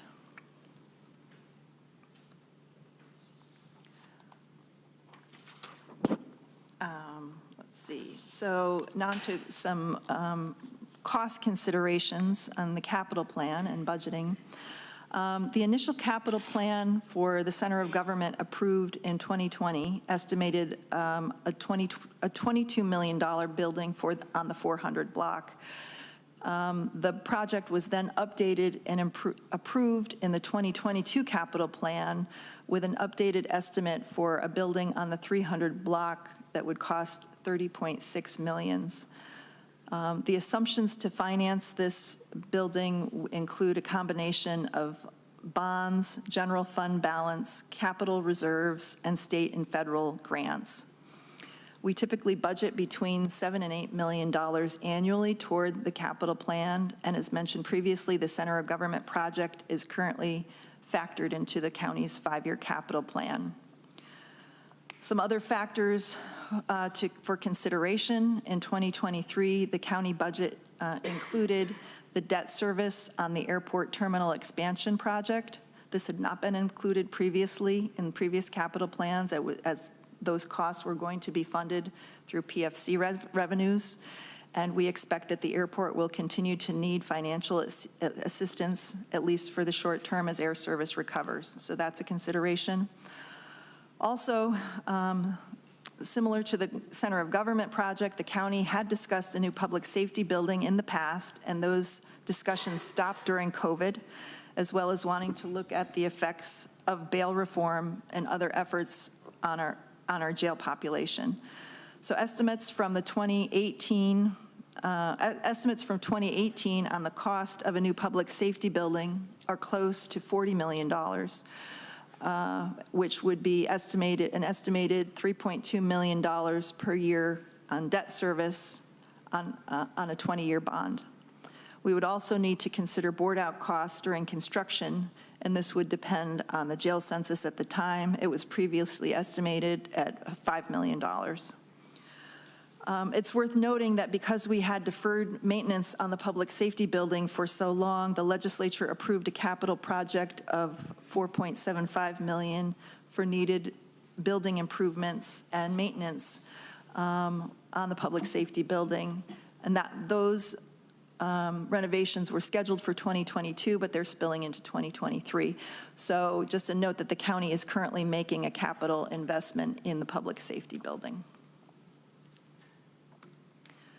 To discuss some parking considerations, and I just want to acknowledge every one of these slides we could probably talk about for hours. So, yeah, I'm not suggesting that we do, but there's a lot in each of these slides. So the details are easy to get caught up in. Here's a broad overview. Currently, we estimate that there are about 150 employees currently working in the courthouse complex. And there are currently 142 parking spaces total for county employees. 63 of those spaces are here in the 300 block within the existing complex, and we have 79 spaces that opened up in the 400 block since we bought that parcel.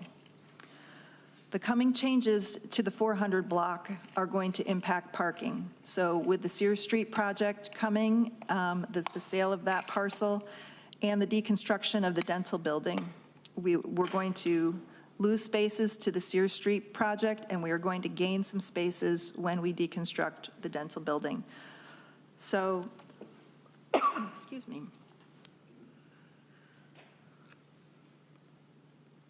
So,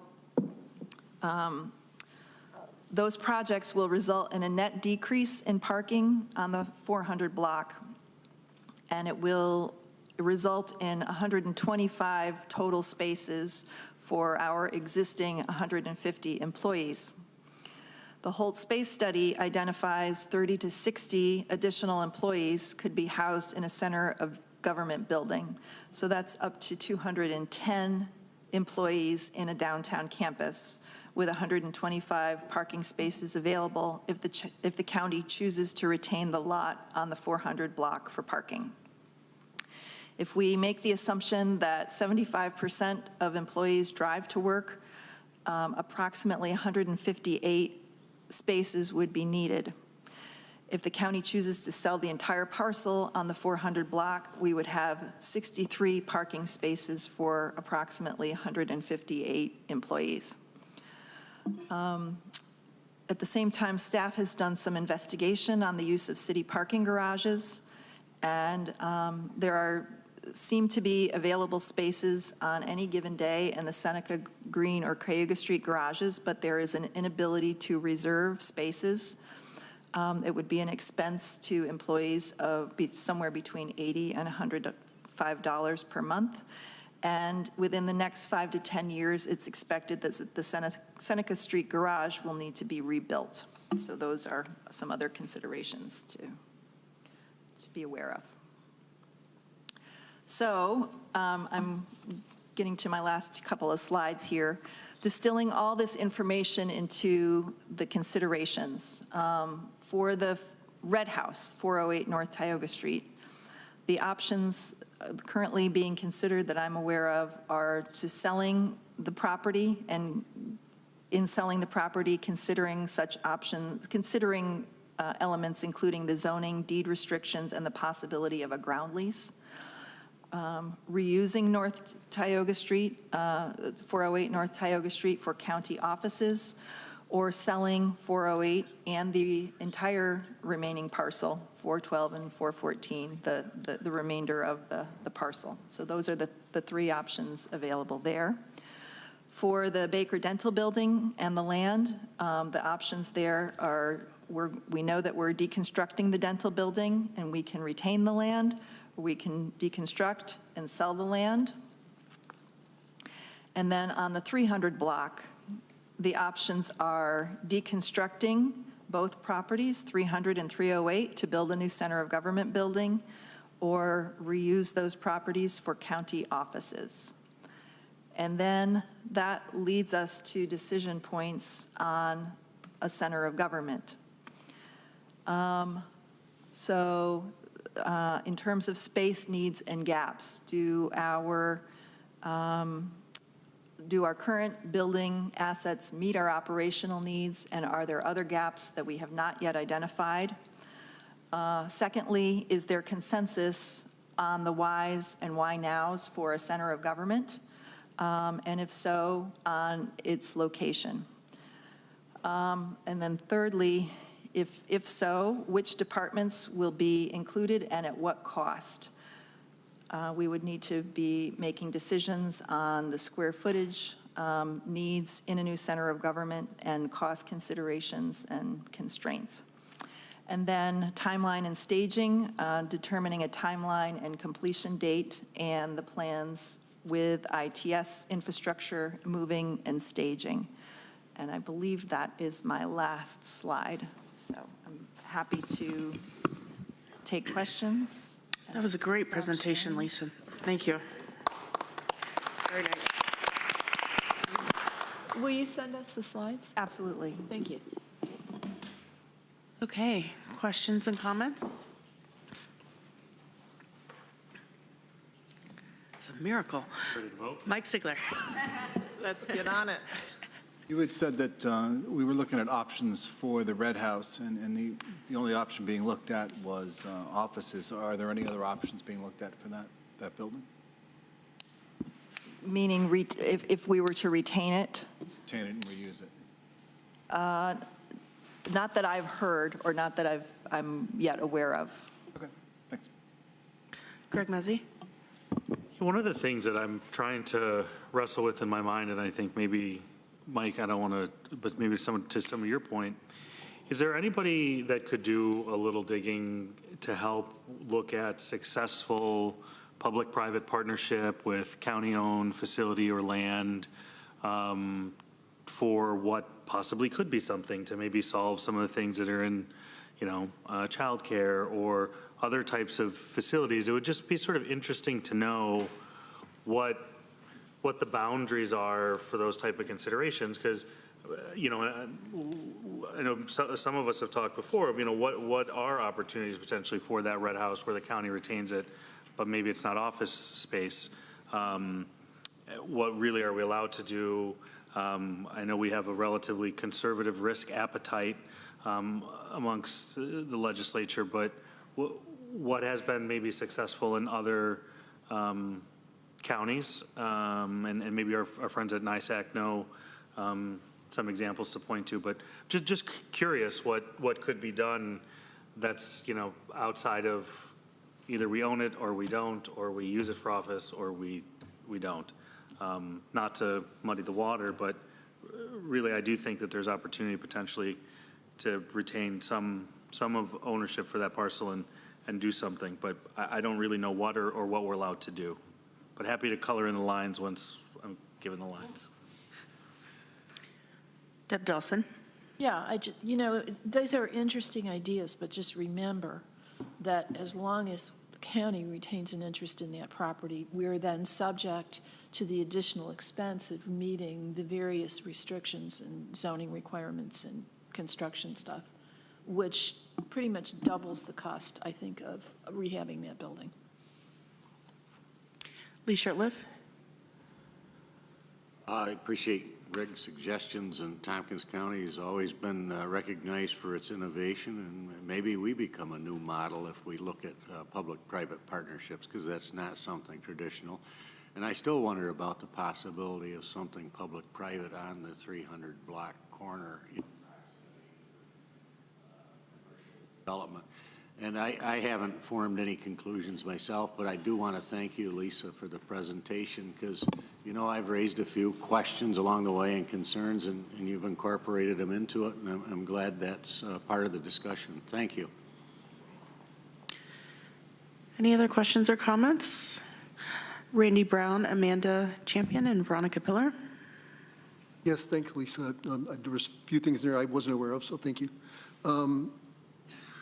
What was the estimated cost per square foot? Was it 22 million for the new building, or is that what it said in the? Oh, sorry, that was it's 30.6 million for the on the 300 block, and that was the last time we looked at it, which was, I want to say, 2020.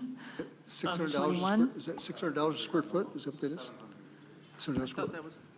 So my point to that, to Greg's comment on the red house, it looks to me to renovate that house would be about $400 to $500 a square foot. So there may be it's going to cost you less per square foot. So I just think that's something we consider. It's always about money, and maybe there is some other use for that. I had a bunch of other questions, but I'll be in that committee, so I won't bother right now. And I want to acknowledge, too, the staff that are here, Arel, Jay, Katie. I don't know, Arel, if you're able to speak to the question on the cost, the renovation cost per square foot.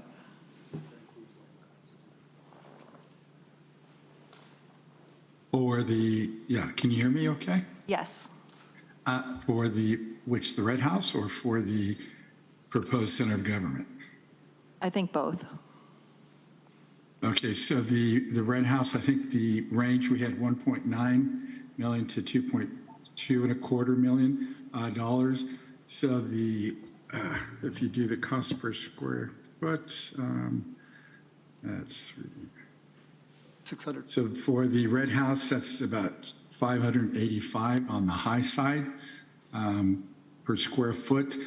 The center of government would depend, we haven't done any schematic design for the center of government.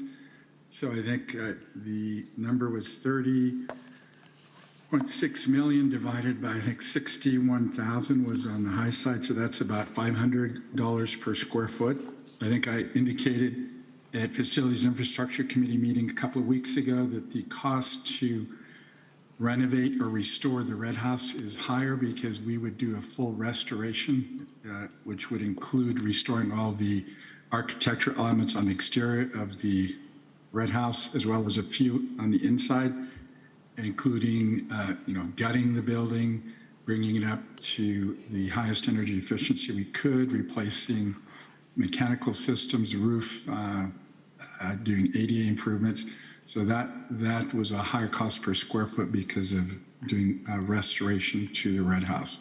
I think it's a little preliminary for me to give too much on the center of government until we really would do any preliminary schematic designs to give the legislature and committee, better estimates on construction costs. Thank you. I have Amanda Champion, Veronica Pillar, and Deb Dawson. Thanks. Thank you, Lisa. I think that was a really good rundown of everything we've been talking about for numerous years now. And I think at this point, I would just urge us all to not think that there's some perfect answer, that we're going to, there's only one answer, that we're going to have to get to that perfect place where everything's going to be perfect. I think we've been waiting to do something for 4 years. I think we need to make some decisions and move ahead, and not everybody's going to like the decisions, but we can't just keep letting these properties sit there.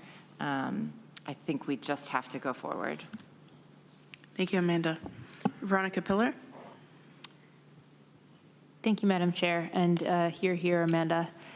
Thanks, Lisa. 2 quick questions. One, can you send us these slides? Yes. Awesome. And second, you mentioned that if city parking garage spots could be used for employee parking, that you mentioned the cost to the employees, but is there a way that the county could foot that cost or help compensate for transit? Okay, I see shaking heads, but. We could. If we did it for some employees, we'd have to do it for all employees. Yes, that's true. It would be. It gets into terms and conditions of employment with the collective bargaining, but also, what I gathered from staff looking into the parking garages, and Katie may be able to say more here. I don't know that we could reserve space in parking garages, and they would guarantee that it would always be available for our employees. So on that logistical end, I'm not sure that that's possible. Okay, thanks. I'm not necessarily saying I want to do that, but my constituents do not want to see surface parking lots, and so kind of like Greg, I'd like to know where the lines are before trying to color. You know what, I'll just pipe in really quickly, because while I understand your constituents don't want to see parking lots, we need employees to show up to work. They can't float their cars in the sky. We have very few options here. I mean, at one point, I had a constituent that I met with for lunch, and he said, just talk to the city. They should give you space. And that's not going to happen. Let's be honest. That's not going to happen. We don't have a lot of options. The reality is that the parking garage over here, it's a hit or miss if you could find a spot. Typically, whenever I've gone over and looked for a spot, you go all the way up to the 4th or 5th floor, and there's nothing. Or sometimes there's something, and it's all the way at the 5th floor. And people could walk. I think that's fine. But an extra $100 is $1,200 a year, and that's a lot of money. And I wouldn't want our employees to pay that. So I understand. I have a wife who is a landscape architect, and whenever I mention what we're thinking about doing here, she almost divorced me. But I think we have a real problem here. Deb Dawson? Yeah, I mean, we have bent over backwards and continue to bend over backwards to satisfy the concerns of the people in this neighborhood. That's why Sears Street was given to INHS. That's why we have gone round and round and round about not deconstructing or demolishing the Red House. But if you live in a city, you have to compromise. You're not going to get every single thing just exactly the way you want it. And if you want public services to be accessible and centralized, then you're going to have to figure out where the employees who provide those services are going to park, because we do not have a robust transit system in this county, and fully a third of our employees live out of the county because they can't afford to live in it. you know, it just frustrates the bejesus out of me that people don't understand that we've got to find some sort of compromise that serves everyone's needs. Travis Brooks and then Ann Corman. Lisa, this is a question for you. Is it in the contracts for county employees that the county make reasonable, I guess, it's in our city contracts that the cities has to make reasonable attempts to provide parking for employees? Is it in for the county in their contracts? It's not. However, my understanding is once it's provided for a period of time, it becomes a practice, and then that can be argued then to become a term and condition of employment. And to be clear, I wasn't asking because I don't think it should be. It definitely should be. I know what we went through down the street to find parking for our staff, and it's tough when people are walking blocks upon blocks to get to work every day. And this is further downtown, so it makes it even more difficult. Ann Corman. Thank you. As a lot of us know who have been involved in the interview process, recruiting for new staff, it's very challenging to recruit new staff. So being able to have parking close by where you work is, I think, makes us a little more attractive. We are possibly a lot more attractive. A lot of our positions, we can't, as we go through the negotiating processes and some of the times we're also bound by what the state allows us to reimburse for different positions too.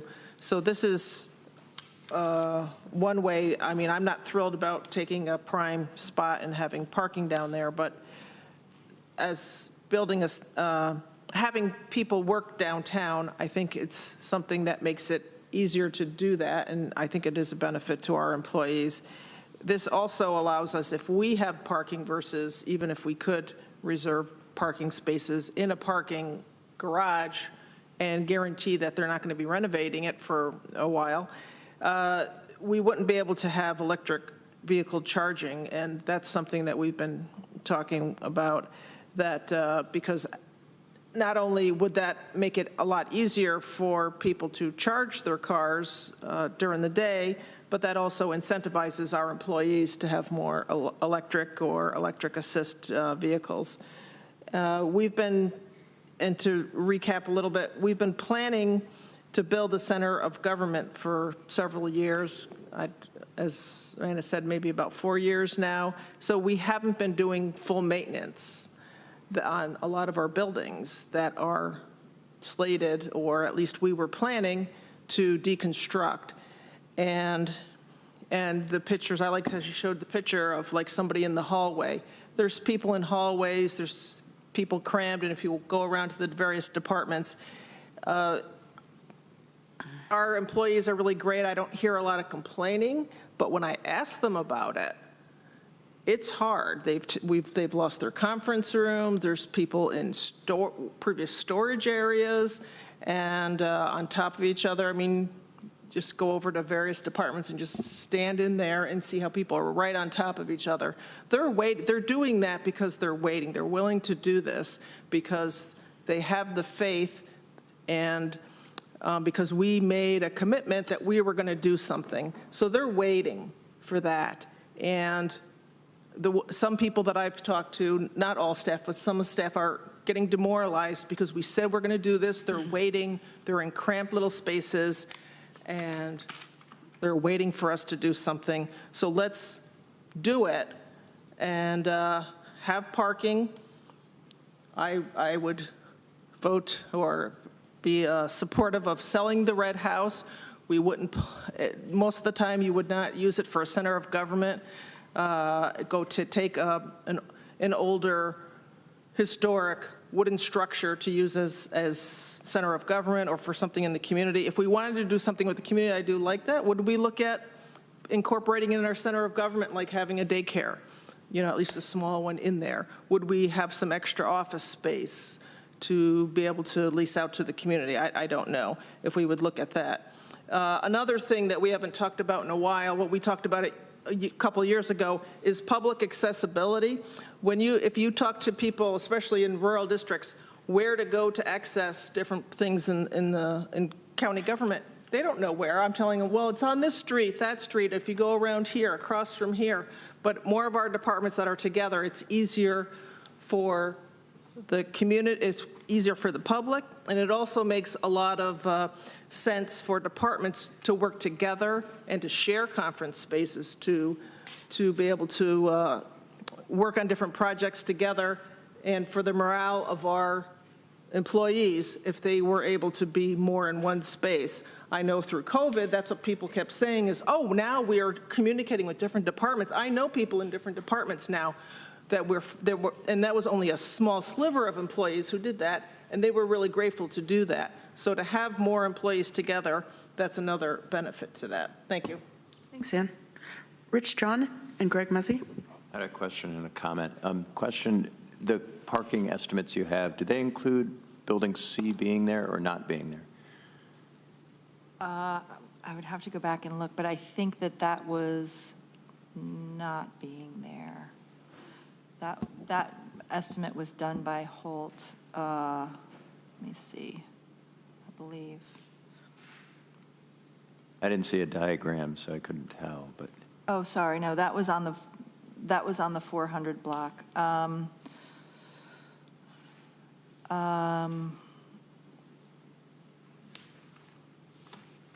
would have to get back to you on that, Rich. I don't know. okay. My comment is that we purchased the property on the corner of Buffalo and Tioga because we recognize that there are serious space issues, both in quantity but also in functionality, that we really can't address through trying to do this in our existing building footprint. I think it's the right location to consolidate our operations here. And yeah, we should go forward and make the hard decisions. It's time. Thanks. Thanks, Rich. Greg Muzzy. Yeah, Ann, when you're speaking, you just sort of struck a thought. When we talk about accessibility and accessibility for rural residents, we have talked a lot about parking for staff and staff considerations, all four of. So period, well, no pun intended, but park that issue. But what are we going to do with those that are coming to utilize county services?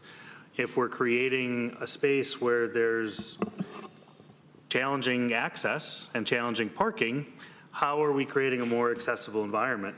And it's also, just to remind everybody, is going to be paid for by the taxpayer, either with federal grants, with fund balance, with property tax levy, or some windfall of sales tax. I don't know. Won't be tobacco tax, but it'd be something.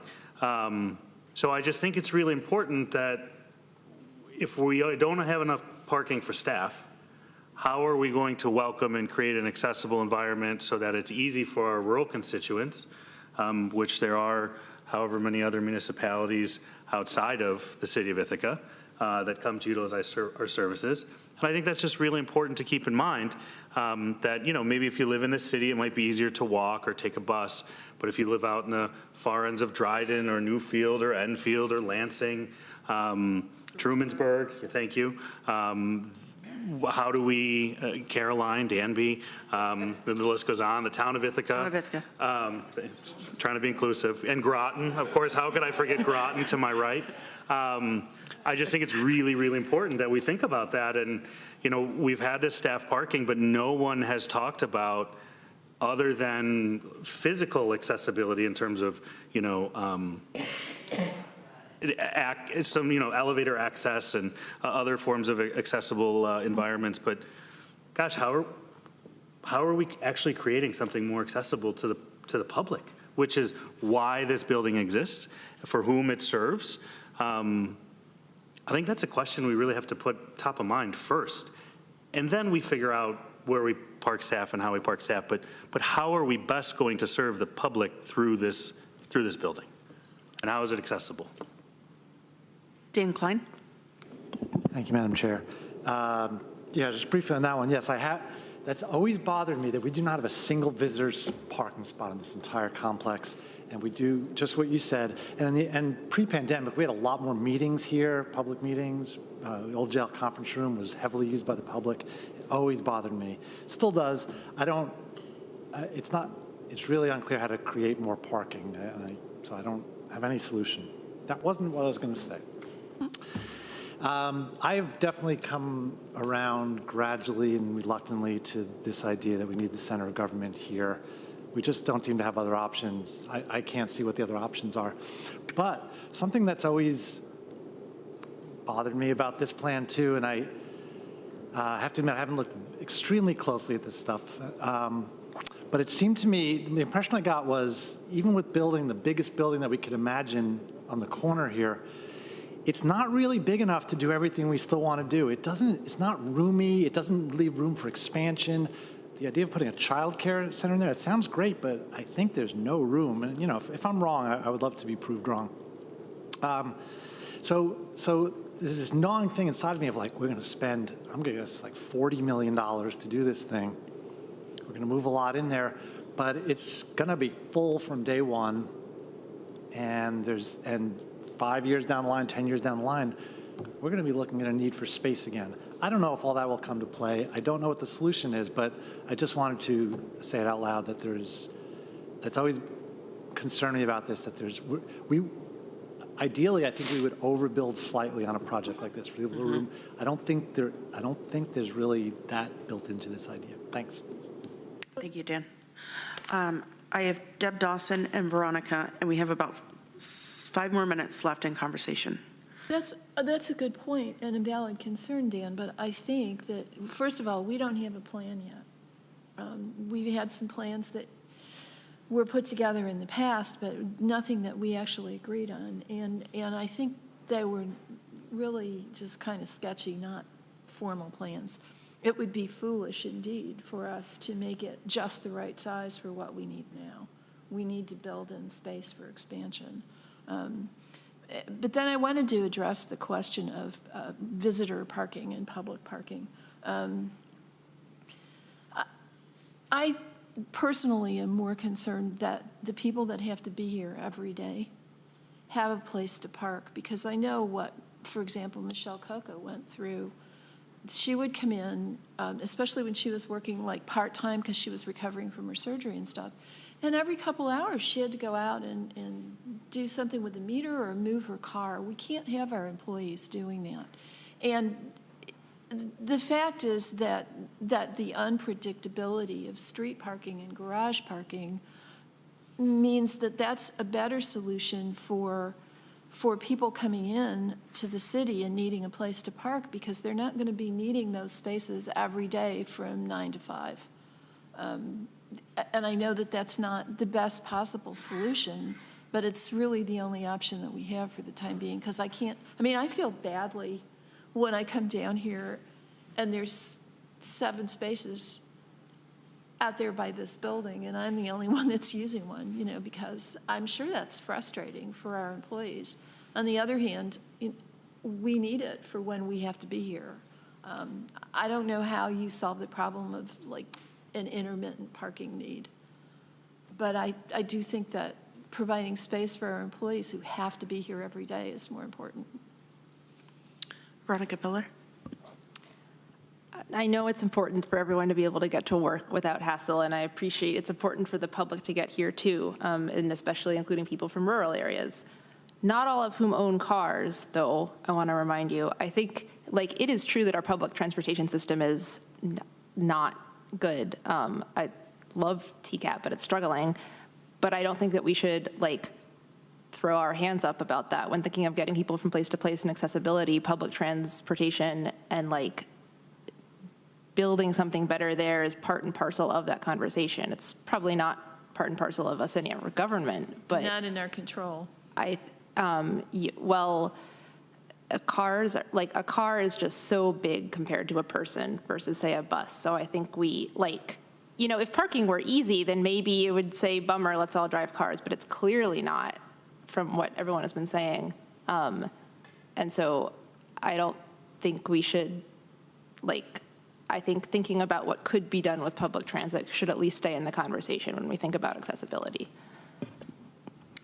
Okay, I have Mike Sigler and Mike Lane. This is last call. Anyone else? Okay, I'm going to close conversation after these two gentlemen. Mike Sigler? Mine will be quick. I mean, I was talking to Lee a while back, and Lee had can I say this? He had approached me with the idea of keeping the two buildings, the bank building and the lawyer building, intact, obviously renovating them. And that's our new space, and making this more of a government center campus as opposed to just one large building. And even going into the assessment office and the Board of Elections and looking at that building and retrofitting that building as well. I don't know. I was kind of hoping maybe we would at least investigate that as a separate option. And I haven't heard that really proposed in a formal way so that we could actually investigate it. And I don't know if there's an appetite for that. But frankly, I don't know if there's an appetite for building a $48 million center of government building either. I mean, I don't think there is with Amanda. But you're the only one I'm sure on that. The only one I voted against. So, but I don't know if there is anymore. I don't know the answer to that question. But when Lee said that, I was like, you know, that's actually a pretty interesting idea. So that was all I had to say. Mike Lane? I said to myself I wasn't going to comment tonight, and because I just wanted to listen, and I wanted to listen to all of you. Lisa, that was a very nice bring down. I wish you'd gone back further, though, because there was a lot of stuff that happened before 2019. But I just wanted to make a couple of comments about parking, and I knew this would devolve to parking because that's so important for our employees. When it was time to vacate Biggs B on the West Hill and move the health department to a new building, there was a huge pushback, and I was sitting I wasn't on the legislature then, I was sitting in the gallery, pushback because they would lose parking, employees at the health department up there. And that's why when this building at the Cornell campus became available, that was the popular option, not only cost-wise, but also the folks who work there would not have a parking issue that they would have had at a downtown location. When the office building and hotel was built at the corner of Tioga and Green Street, some of the very best parking spaces in the Seneca Street garage were leased to the hotel for its patrons. And after that, if you wanted to park there, a busy time, you parked on the roof and hoped that there was a place up there. And I will say, you know, you look at all the counties around us, and very few of them are dedicated to an urban environment, an urban campus. Most of them have done things like Tioga County. They've gone out and built in the cornfield where there's lots of parking, or, you know, and that's something that has happened with counties. I don't think that's the best route. I think that the fact that we have a historic campus in our county seat ought to amount to something, and I think it does. So that's all I want to say. Thank you, Mike Lane, and thank you all for the discussion.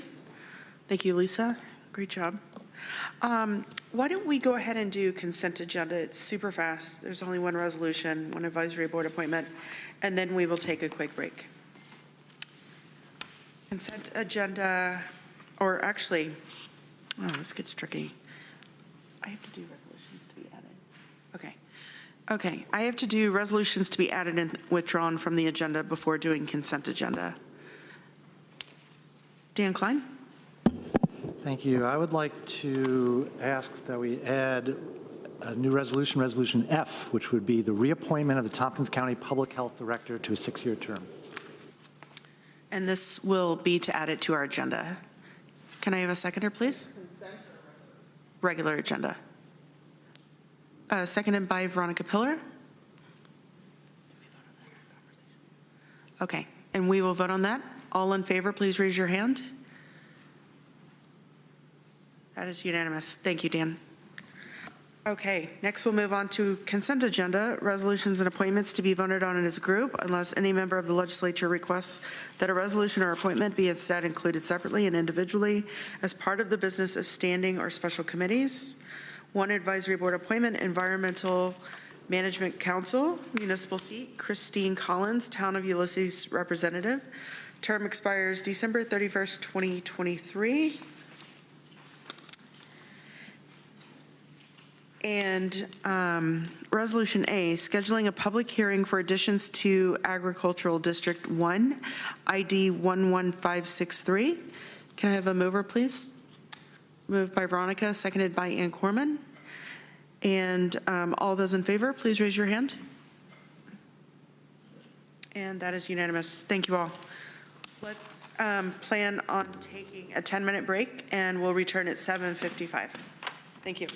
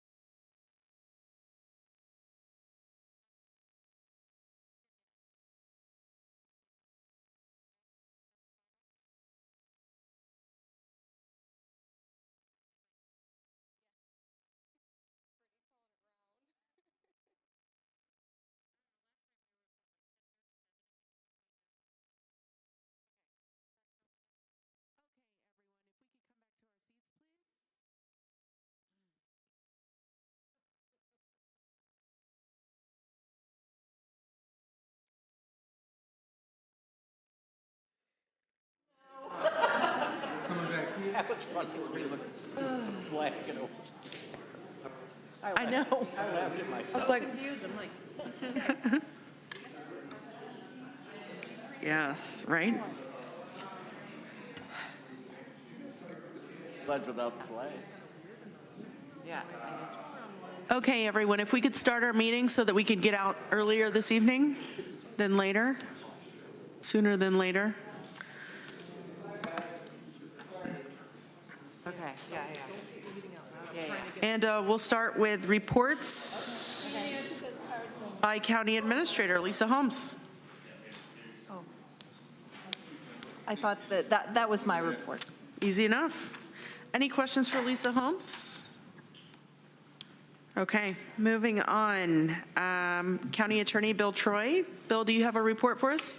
I have several matters to discuss with you at the end of the meeting, but I do have one bit of news to share with you. Holly Mosier, our deputy, was approached by the chief judge in our appellate district and asked if she'd come on board and serve as one of the attorneys on a program for disciplining attorneys all throughout the eastern part of upstate New York. So it's quite a feather in her cap, and she deserves it. And we're very happy for her. That's good news. I also confirmed with Bill she would not be leaving us before I was happy for her. I didn't know That's how to right. react to that. Congrats to Holly. Really proud of her. I'll deliver. But as I say, I have several other issues we can discuss in executive session. Okay, thank you. Any questions for Bill or comments? Okay, next, Director of Finance, Drew Braven. Hi, Drew. Good evening. Thank you. Just real quick, lots going on in the Finance Department, but the only thing to really bring to this evening would be that the in-rem foreclosure for the tax levy foreclosures continues to be a hot button in Albany, and we're working with NISAC to we know that we're going to have to change how we're doing things, but we'd like to do it in a positive way. And the legislature did pass a resolution at your last meeting, and that was forwarded up, but continues to be a big hot topic in Albany. So we're keeping an eye on that. Thank you, Drew. Any questions or comments for Drew? Randy Brown. Hey, Drew. You mentioned at the last meeting that we have $40 million invested in that one, I forgot, you can New York clear class. what it is. What's that? Yep. New York class. New York class. How is that revenue realized and where does it live? We have a line item in the budget each year for interest income. So that is in there, and we are definitely going to exceed that this year because of the increase in the rates. Thank you. Any other questions for Drew? Okay. Next. Thank you, Randy. Next, moving on to Budget, Capital, and Personnel Committee, Deborah Dawson, Chair. Yes, thank you. We have a meeting coming up next Monday. Taylor and Brittany were putting together our agenda. There didn't look to be anything super momentous on it. I am hoping, though, that Ruby and the committee will start discussing the long-awaited new procedure for evaluating our direct reports. So stay tuned for more about that. Thank you, Deb. Any questions for Deb Dawson? Thank you. Next, Workforce Diversity and Inclusion Committee, Veronica Pillar, Chair. Thank you, Madam Chair. Once again, we've not met since our last meeting, our last full legislature meeting. Our next meeting will be Wednesday, April 26th at hopefully 3 o'clock, maybe 3:30, depending on people's availability. Taylor will update the calendar accordingly if needed. Okay. Any questions for Veronica Pillar?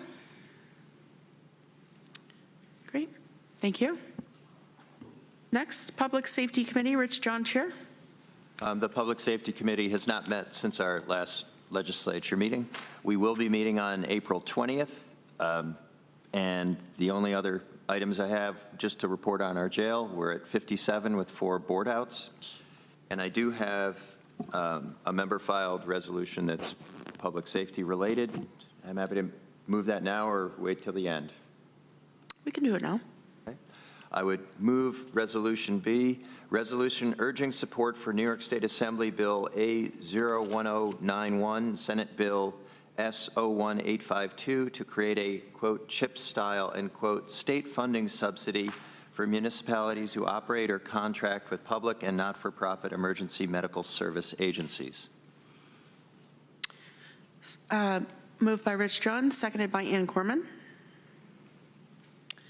And this is an opportunity in support of this legislation to dovetail what we're trying to do in our county in supplementing emergency service response capability in our rural areas of the town and the city. I've looked at the legislation. It doesn't have a designated dollar amount, but it would provide a structure that would allow New York State to contribute to funding, which really makes sense. I believe that this is a state issue. The state should be involved. Thank you, Rich. This was also something that was discussed at TCOG. Rorden Hart, the mayor from Trumansburg, had brought it to our attention, and we decided to pass it and show support in hopes that each municipality would pass something to this effect. So I'm glad that we're passing it here. Any other questions or comments? Okay, all those in favor, please raise your hand. Okay, that's unanimous. Thank you, Rich. Any questions for Rich John? Okay. Next is Health and Human Services Committee. Dan Klein, Chair. Thank you, Madam Chair. Our next committee meeting will be Monday, April 17th, 2 o'clock. Any questions for Dan Klein? Okay, thanks, Dan. Oh, you do have Resolution F. Would you like to bring that forward? Sure thing. I would like to move Resolution F, the reappointment of Tompkins County Public Health Director, 6-year term. Thank you. Can I have a seconder? Seconded by Travis Brooks. So by state law, we have to have a public health director, even though we no longer have a public health department. We have Department of Whole Health. We still have to have this position. I think this is going to be Frank's 3rd term, if I'm not mistaken. And I'm happy to nominate him. Great. Any questions or comments? This was also, just to let everyone know, passed unanimously by the Board of Health. Okay, all those in favor, please raise your hand. And that is unanimous. Thank you. Thanks, Dan. Any questions for Dan Klein? Next, Housing and Economic Development Committee, Greg Mezzi, Chair. Thank you, Madam Chair. Our next meeting will be tomorrow, Wednesday, April 5th at 3 o'clock. We have quite the agenda. We have local real estate market update from the Ithaca Board of Realtors and the New York Association of Realtors. We have a report and discussion, IDA sort of 101 and recent outcomes. And then also we have the CVB, the Convention and Visitors Bureau annual report, some other tourism-related resolutions, an update from the Planning Department, and it should be a packed, riveting agenda. So tune in 3 o'clock tomorrow. Great, thank you. Also, one thing that Heather had approached me about from IDEA was, or IAED, sorry, is whether this legislature would consider going from 7 members on the IDA to 9 and adding a superintendent or a school board role to the IDA, and also adding another legislator. So I'm guessing that might be a good conversation to have at some point in housing. So, Mike Lane? Yeah, we brought that up before, and there seemed to be consensus, this is the last legislature, to go ahead with that, and then it disappeared. So I think it ought to be discussed again. Well, it's back again. Oh, I can follow up with Heather. Okay, great. Thank you, Greg. Yeah. Facilities, and are there any questions for Greg Mezzi? Comments? Okay. Facilities and Infrastructure Committee, Mike Lane, Chair. We have not had a meeting since our last legislature meeting. We will have a meeting on April 20th at 9 o'clock. We will talk about some issues with our culverts that we're going to try to put in this year and the funding for those.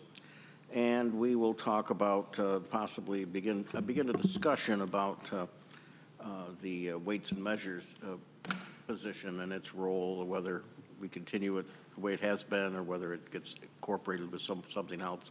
We'll be quite interested to hear what administration wants to recommend on that.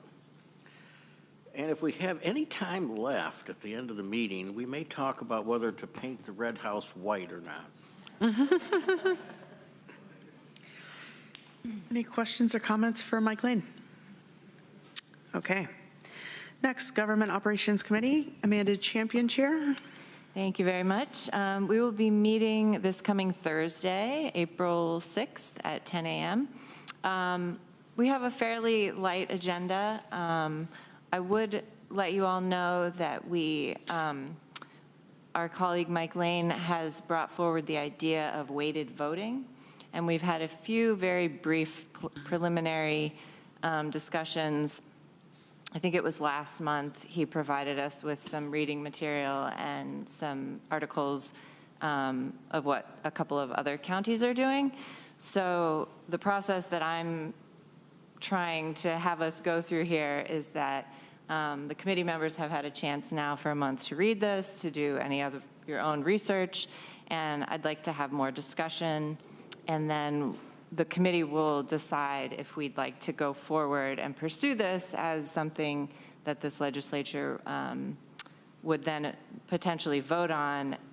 And I say that meaning that we would ask our staff to do some more work and to put some time in thinking into how this works, what would it look like for this legislature before we would come to a official vote. So I hope that was clear. This will be sort of an initial, like, yes, we want to move forward and pursue this, or no, we don't. And we would go from there. So you're all welcome to attend and contribute to that discussion. It is towards the end of the agenda, and we'll see you all then. Thank you, Amanda. Any questions for Amanda Champion? Next up is Planning, Energy, and Environmental Quality Committee, Ann Corman, Chair.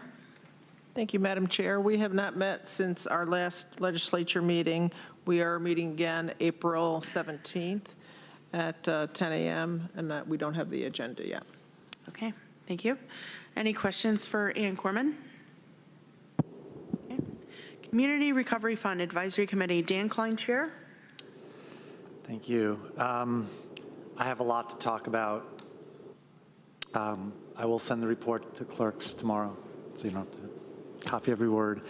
I will also send this out as an email tomorrow to everybody so that you have it to refer back to, because there's a lot of details here. I'm sorry. I wish there was like a more streamlined or interesting way to present this. Besides giving this information to all of you, I want to make sure the public has it too and that it's out there. So the committee met yesterday, and we decided a number of things, and that's what I'm going to run through. What we decided was the process of how it's going to go from here on out. As you probably all know, we now have approximately $510,000 to reallocate if we so choose. And so what we did was we answered a bunch of questions about how that reallocation process would happen. So here we go. So first of all, we are requesting that applicants do not lobby the legislature to advocate for their applications. We will not be accepting any new applications for the Community Recovery Fund. We will not be granting any additional money to those who already have gotten the grants, with one possible exception. And that exception is the Chamber of Commerce. Chamber of Commerce was given the remainder money after the last allocation process. In other words, their grant amount was not based so much on how people voted as it was by their place as the last one in line as the money was being given out. So for that reason, they can be considered for additional money. The applicants who will be eligible for this round of funding are those who made the first cut last year but did not end up in the final 53 that we awarded. So that number is 27. 27 applications that we said yes to, but then we just ran out of money as we worked our way down the list. The 27 applicants who made the first cut but did not end up receiving a grant are now back in the running for this second round. Please remember the number 27 for a minute. I'm going to come back to it. In part one of the process going forward, all 14 legislators will be allowed to pick one and only one application from the rest of the list. And by the rest of the list, I mean those who did not make initial first cut in last year's committee. So in other words, all the applications. Every legislator will get to choose, if they want, one application to put back into the eligible pot. There are more than 150 applications to choose from on the rest of that list. So you can do this. Each one of you can do it, but you're not required to do so. But assuming that most of us do, so if you take those 27 eligible applications that I asked you to remember before and add our one choice each, that's going to come out to approximately 40. And I'm going to refer to those as the top 40, just for sake of discussion and memory. So that's the first part of the process. In the second part of the process, everyone in the top 40, each applicant will be contacted and asked if they wish to modify their minimum or maximum dollar amount request. If they do make such a modification, they will be asked to supply a short narrative with it explaining the change. Part 3 of this process. In Part 3, all 14 legislators can vote on the top 40 list, allocating the $510,000 as they wish. Each legislator can vote to fund any particular application for $0 or for an amount between the minimum and maximum dollar requests. Our consultants, the MRB group, will set up spreadsheets to use for the voting, and they will be using the same structure as the last year's committee used for this purpose. So each of the 14 legislators will indicate on their own individual spreadsheet how they want to allocate the money. The spreadsheet will have a built-in tool that will limit the total amount you can allocate to $510,000. This individual spreadsheet allocation process is optional. If for whatever reason you do not wish to participate in it, you can skip it, and doing so does not have any consequence. After all 14 of us have voted on our individual spreadsheets, the consultants will merge them into one final spreadsheet. That final merged spreadsheet will come back to the committee for a vote. The committee will vote on it and recommend it to the full legislature. The committee already has a meeting scheduled for May 1st. We are going to try to get the whole process done by then. That is a tight timeline. So if we have to modify it, we will, but we're going to try to get it done by May 1st. So with that in mind, each of you are only going to have a few days to do your part in this process if you want to participate. And one thing that you can do to get a head start on this process is to start reviewing the 150 applications that did not make it into the final cut, because you will each get a chance to pluck one of those applications and put it into the eligible pool. So that's something you can start doing right away. That process is going to officially start this week and probably end on Monday. On the county's website, there is a Community Recovery Fund page, and on it you can find the list of all the applications, so you can start looking at those if you want. What you won't find on the county's website are the actual applications.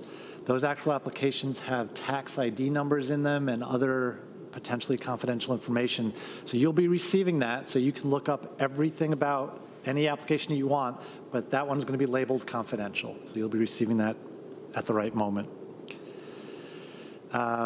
So also at each one of these stages, I'm going to remind you, I'm going to let you know, okay, we've now entered this stage, I'm going to give you instructions, I'm going to make sure you know what you're doing, I'm available for questions. So again, I apologize for like the going into the weeds, I just didn't know how else to do it, and I can take questions. Thanks. First off, let me say, Dan, this is like a labor of love, and it sounds like it's a massive project for you, but you're handling it with grace. So we had a great committee meeting yesterday, and everybody was very amenable to try to make this work. So it was really, I would call it a conflict-free process. Very nice. Mike Lane? Where do we get the list of 27? So one thing you can do right away, you will get it in time for sure, but if you want to look at it right away, look at yesterday's agenda packet. There's a spreadsheet in the agenda packet, And in that spreadsheet, you'll see the 53 that were awarded money, and then the next 27 who we ran out of money for. Amanda Champion. How much money is this going to cost us to pay the consultants to do another round? So this has already been taken care of. We have capacity to handle approximately 20 more projects. So I suppose there's a chance if everyone chooses $10,000 projects and we have more than 20, I don't think that's going to happen. Thanks. You're welcome. Deborah Dawson. Yeah, Dan is nice. I'm not. Oh, no. Let me say this. One of the reasons that the committee came up with this process is to give everyone an opportunity to be actively involved in the allocation of these funds. And yes, you can choose not to participate at all. You can choose not to add an application to be considered. You can choose not to fill out your spreadsheet. But please don't do that. I mean, because we're going to end up with, again, a result that isn't going to please everybody, but it's going to be the consensus of everybody's input. And in order to keep that result a valid one that represents all of us, we need you to participate. And if you don't participate, I don't want to hear any problems. Ann Gorman. Thank you. Thank you, Madam Chair. First, I have a question, and then Dan, you had said that one of the first things you said was you made a decision or something about requesting that applicants not lobby or send more information. I thought it was, I watched the YouTube video of the meeting. I thought it was you decided to not consider any more information, not to request that they don't. So can you clarify that? So I don't have the minutes yet, so I can't actually say. Go ahead, Deborah. Yeah, I remember because it ended up being a motion that I filed, and I think Travis seconded it. What we ended up with was a determination that we would not, as a committee, consider unsolicited additional information. Right. And the reason we put the unsolicited in is because we are soliciting any changes people want to make in their minimum and maximum, and they're going to have to explain and justify that change. But, I mean, we can't, as someone pointed out, I think it might have been Mr. Sigler, we can't tell people that they can't contact their elected official. So if we're the target of lobbying efforts, so be it. But we can make it clear that we won't consider that additional unsolicited information. Okay, thank you for that clarification. And then could you make sure, or I would request this, that, because you talked about at the meeting how MRB is going to tabulate the results after whoever does spreadsheets. So can that information be sent out, like this is how your information is going to be tabulated before, or with the spreadsheets? We can try to do that. We purposefully all agreed to not delve into the formula they were using, not out of secrecy, but out of a lack of statistical understanding? Yeah, and they may, the reason I'm hesitating to say yes to your request is they may need to slightly modify their formula in order, based on what they get back from us. So if they get back, I'm just making this up, of course, 100 grants that all got votes for $10,000 each, that would be a different process than if they got 30 grants for an average of 50,000 each or something like that. So I'll do my best to honor your request, but I'm not sure that there is one formula that will, what we could say right now, that will guarantee to be used. Okay, kind of, well, I would just like as much transparency, because when I was on that committee, we didn't always have it seem like, or maybe I didn't catch it, that they, hey, we decided to tabulate it like this. So I would just like that information up front, whatever we do have. Veronica, you spent the most time talking with them about formulas and delving in. Do you have any comments on this? So what formula, the formula for what exactly? When they get this, we fill out the spreadsheets, and with our requests or The formula they use to merge, I think, is what you're right, what they're going to do with that information afterwards. Like one mentioned, they said, well, maybe, how about we do it like we did before, where we take X amount of people voted for something, so then that moves it up. So They were going to use the same formula as before. that's what it sounded like. Yes. So all I'm asking for is that, can that be written out and given it to us with that, so we know it's the next step, and we know how that information is going to be used? I think the answer is yes, but again, I guess I don't understand it completely. I think there's a chance that they could modify their formula based on the number of requests they get back. So I'll do my best, but I can't personally say yes right now. I could write out what I think is the formula, and just then at check the with time, them. check with Yeah, Michael I will from check with RB. them. I will check with them tomorrow, I promise. I think it's important, too, to trust the process. We hired them. We've given them a lot of money. This is what they do. I do trust it. I just want to know what the process is. That's just all I'm asking for. They sounded like they knew what they were going to do, and so just tell us. I will inquire tomorrow and report back. Rich John, and then Deb Dawson. So I'm trying to understand this, and it sounds like we need to move very quickly. I opened up the agenda. Are you talking about the list on page 14 of the agenda, where it starts with Cuba International and goes down to Historic Ithaca? Those are the 27. And then there's a list. It's actually 26 plus the chamber. Okay. Yeah. I counted 26, but I thought I'd counted wrong. So then there's another list somewhere else with 153 that we can pick one from. Are you going to send us something that spoon feeds us this a little bit? Yep. Okay. Working on that actively. Okay. And just to summarize, I think you got it, but I'm just going to summarize. Those 27 that you talked about, those are automatically in the running. And then everyone gets to add one extra one if they want. Deb Dawson.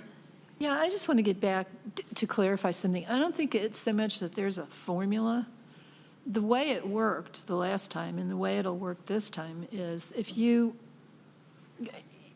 going to have various choices that got 14 legislators who want to fund it, and then you're going to have some that have 13 and some that have 12, and they will list those in that order, which it's basically a beauty contest, I guess.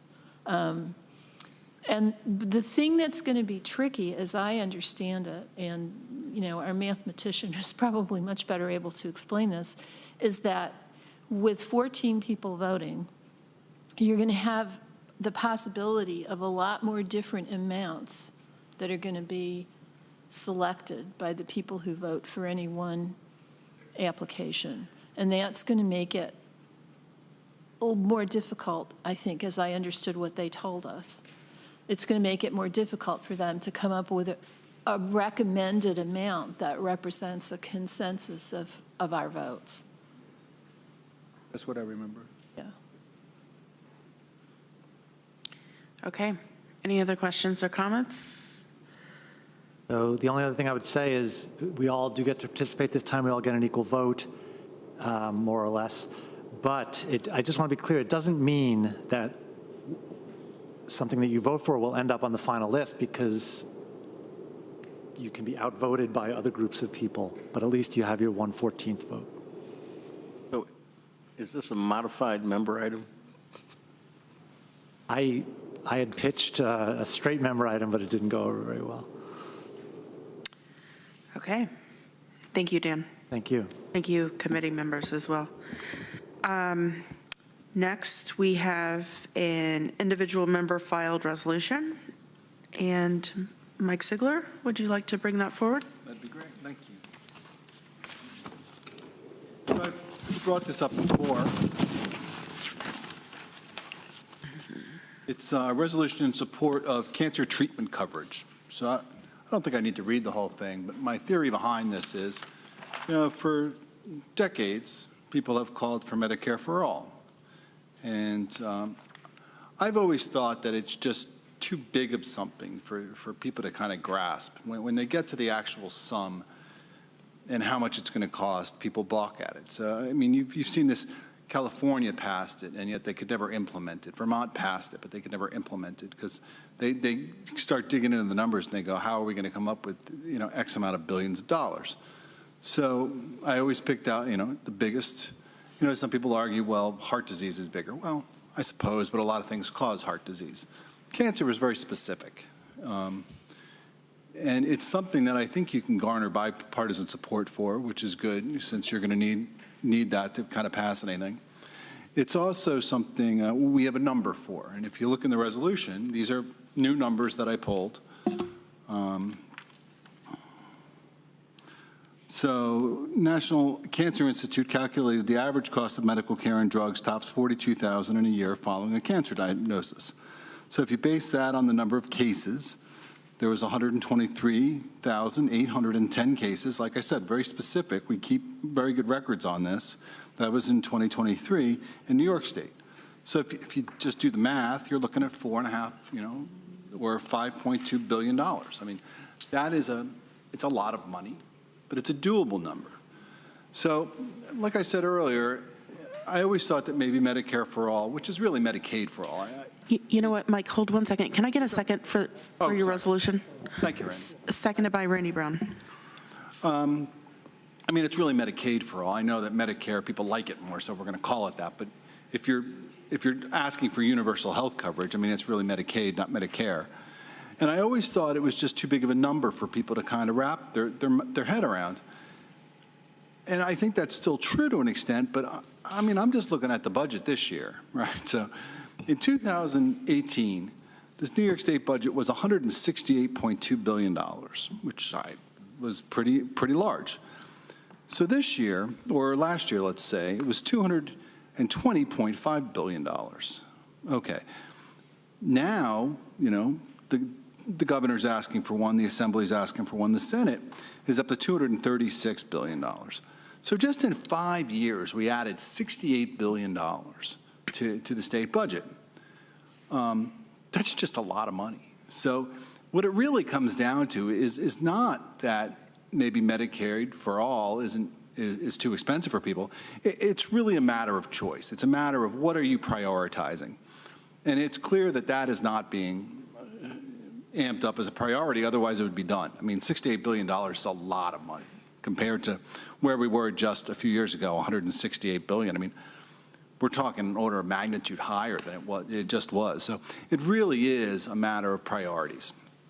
And I think that if we pass something smaller like this and you get cancer just taken care of, you get a lot of support for that, then it's a smaller number. People can kind of wrap their head around it, and you kind of move the ball forward. I was kind of amazed at how big the budget actually increased. But like I said, now we're only talking about, well, your $5 billion. That should be something New York State, I think, can do. So that is my impetus behind pushing this forward yet again. Thanks. Thank you. Any comments here? Greg Muzzy? Would you find it friendly removing lines 2 through 16? And then I could support it. 2 through 16? Yeah. That's a lot of lines. I mean, if you want progress, let's focus on the solution. All right.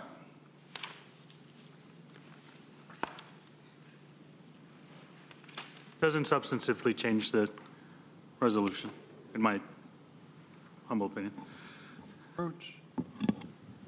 It would just start with, whereas cancer is a disease.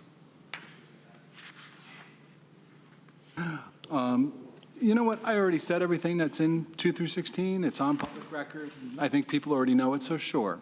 But I think you're probably going to turn around and vote against it like you did last time when I made changes. No.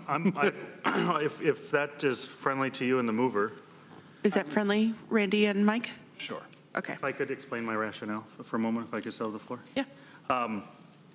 I can't have an incrementalist approach on a tobacco resolution and not on a healthcare resolution.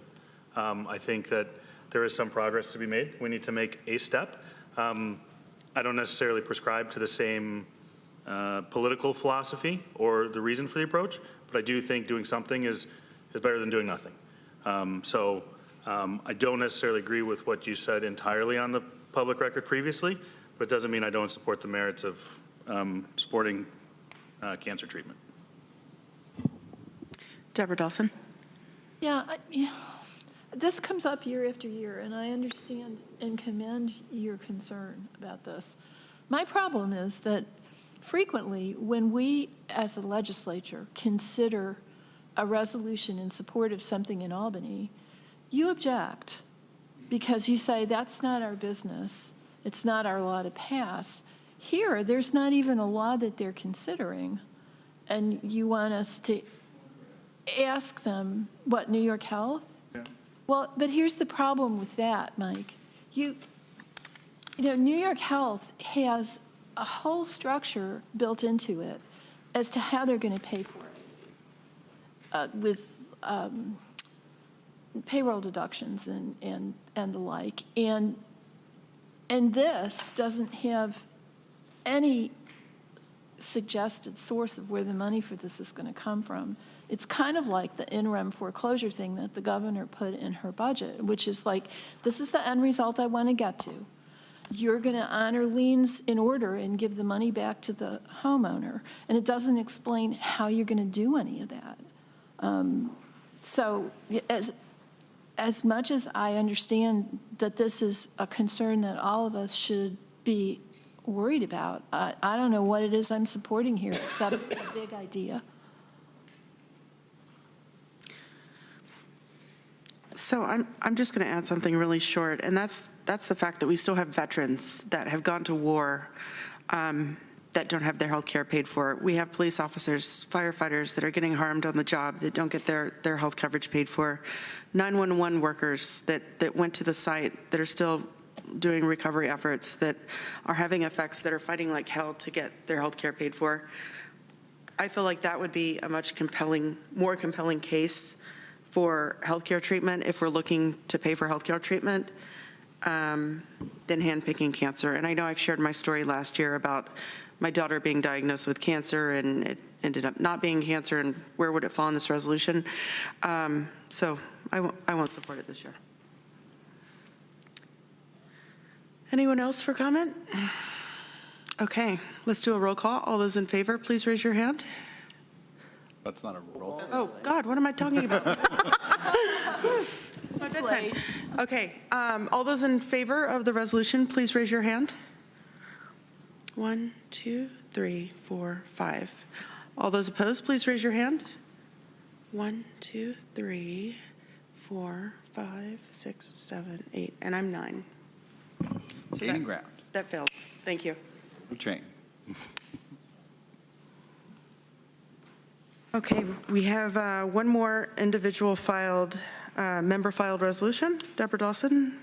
Thank you, Madam Chair, and thank you, Katrina, for putting this together.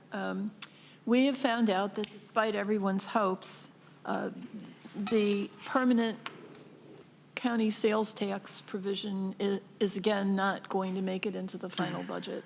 So we have to go through this rigmarole, basically, filing a resolution saying we want to keep our sales tax where it is.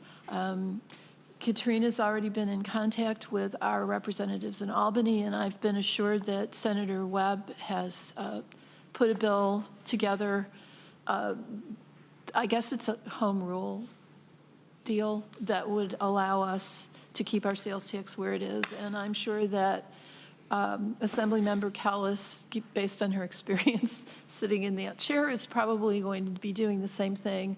Once we pass this resolution, then when we get the bill numbers in the Senate and the Assembly, we will pass another resolution urging that it be passed. And 64 counties in New York State are going to be going through this same tap dance. I don't know why Albany doesn't just allow us to do this permanently, but there it is, and I'm sorry we've got to do this, but we do.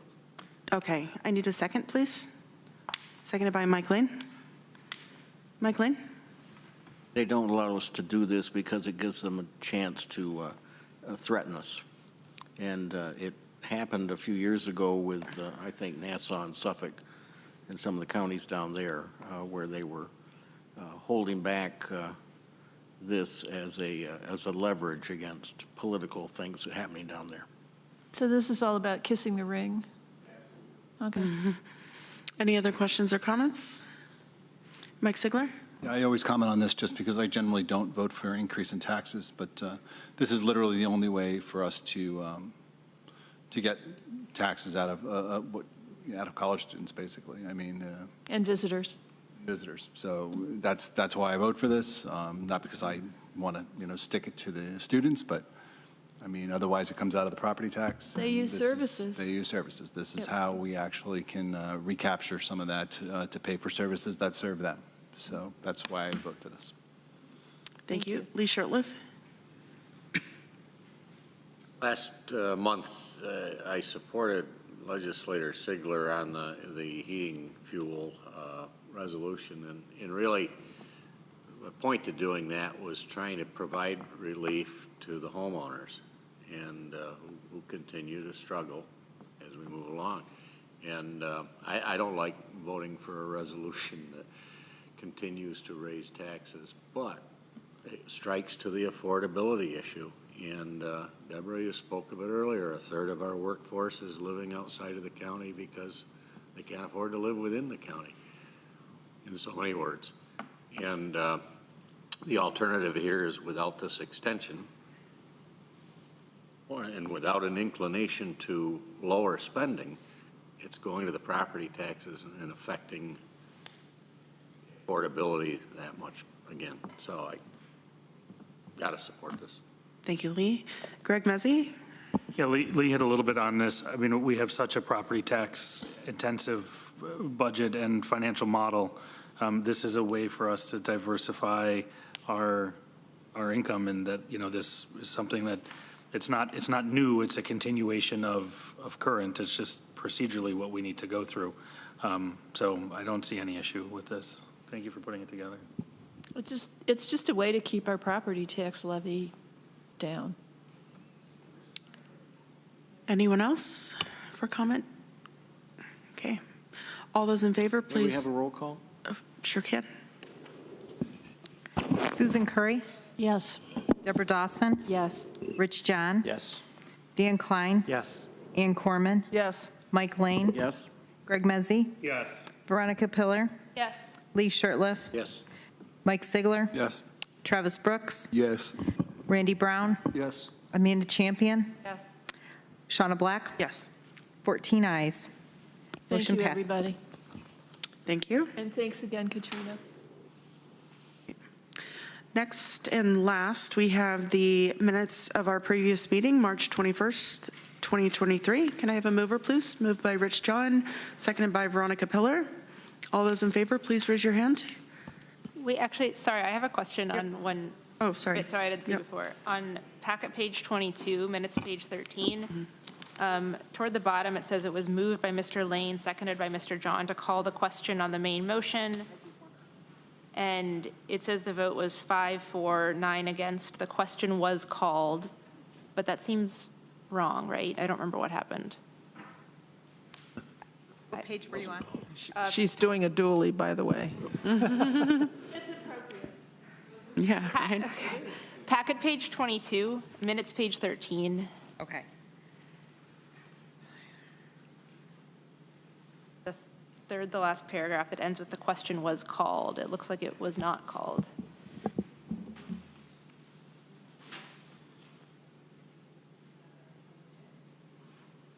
Yeah, I think. Should be the motion failed. We'll make the correction. Thank you, Veronica. So that'll be duly noted. Yeah. Yes. Okay. Good one, Annie. Okay, was that friendly to the mover and seconder, that correction? Who's the seconder? Brenda. Okay. All those in favor, please raise your hand. Okay. That is unanimous. Thank you. I'm voting no for Julie. Okay. Okay, that's 13-1. And if I could have a we're going to go into executive session. In accord with Article 7, Section 105 of the Public Officers Law, executive session will be held to the discussion a matter leading to the appointment and employment of a particular person, discussions regarding proposed, pending, and current litigation, and the employment history of a particular person that may lend to the appointment, employment, promotion, demotion, discipline, suspension, dismissal, or removal of a particular person, and there is no action that is anticipated. Can I have a mover, please, for executive session? Moved by Travis Brooks, seconded by Deborah Dawson. All those in favor, please raise your hand. That is unanimous. Thank you all. And why don't we reconvene in 5 minutes? So it'll be 8:45.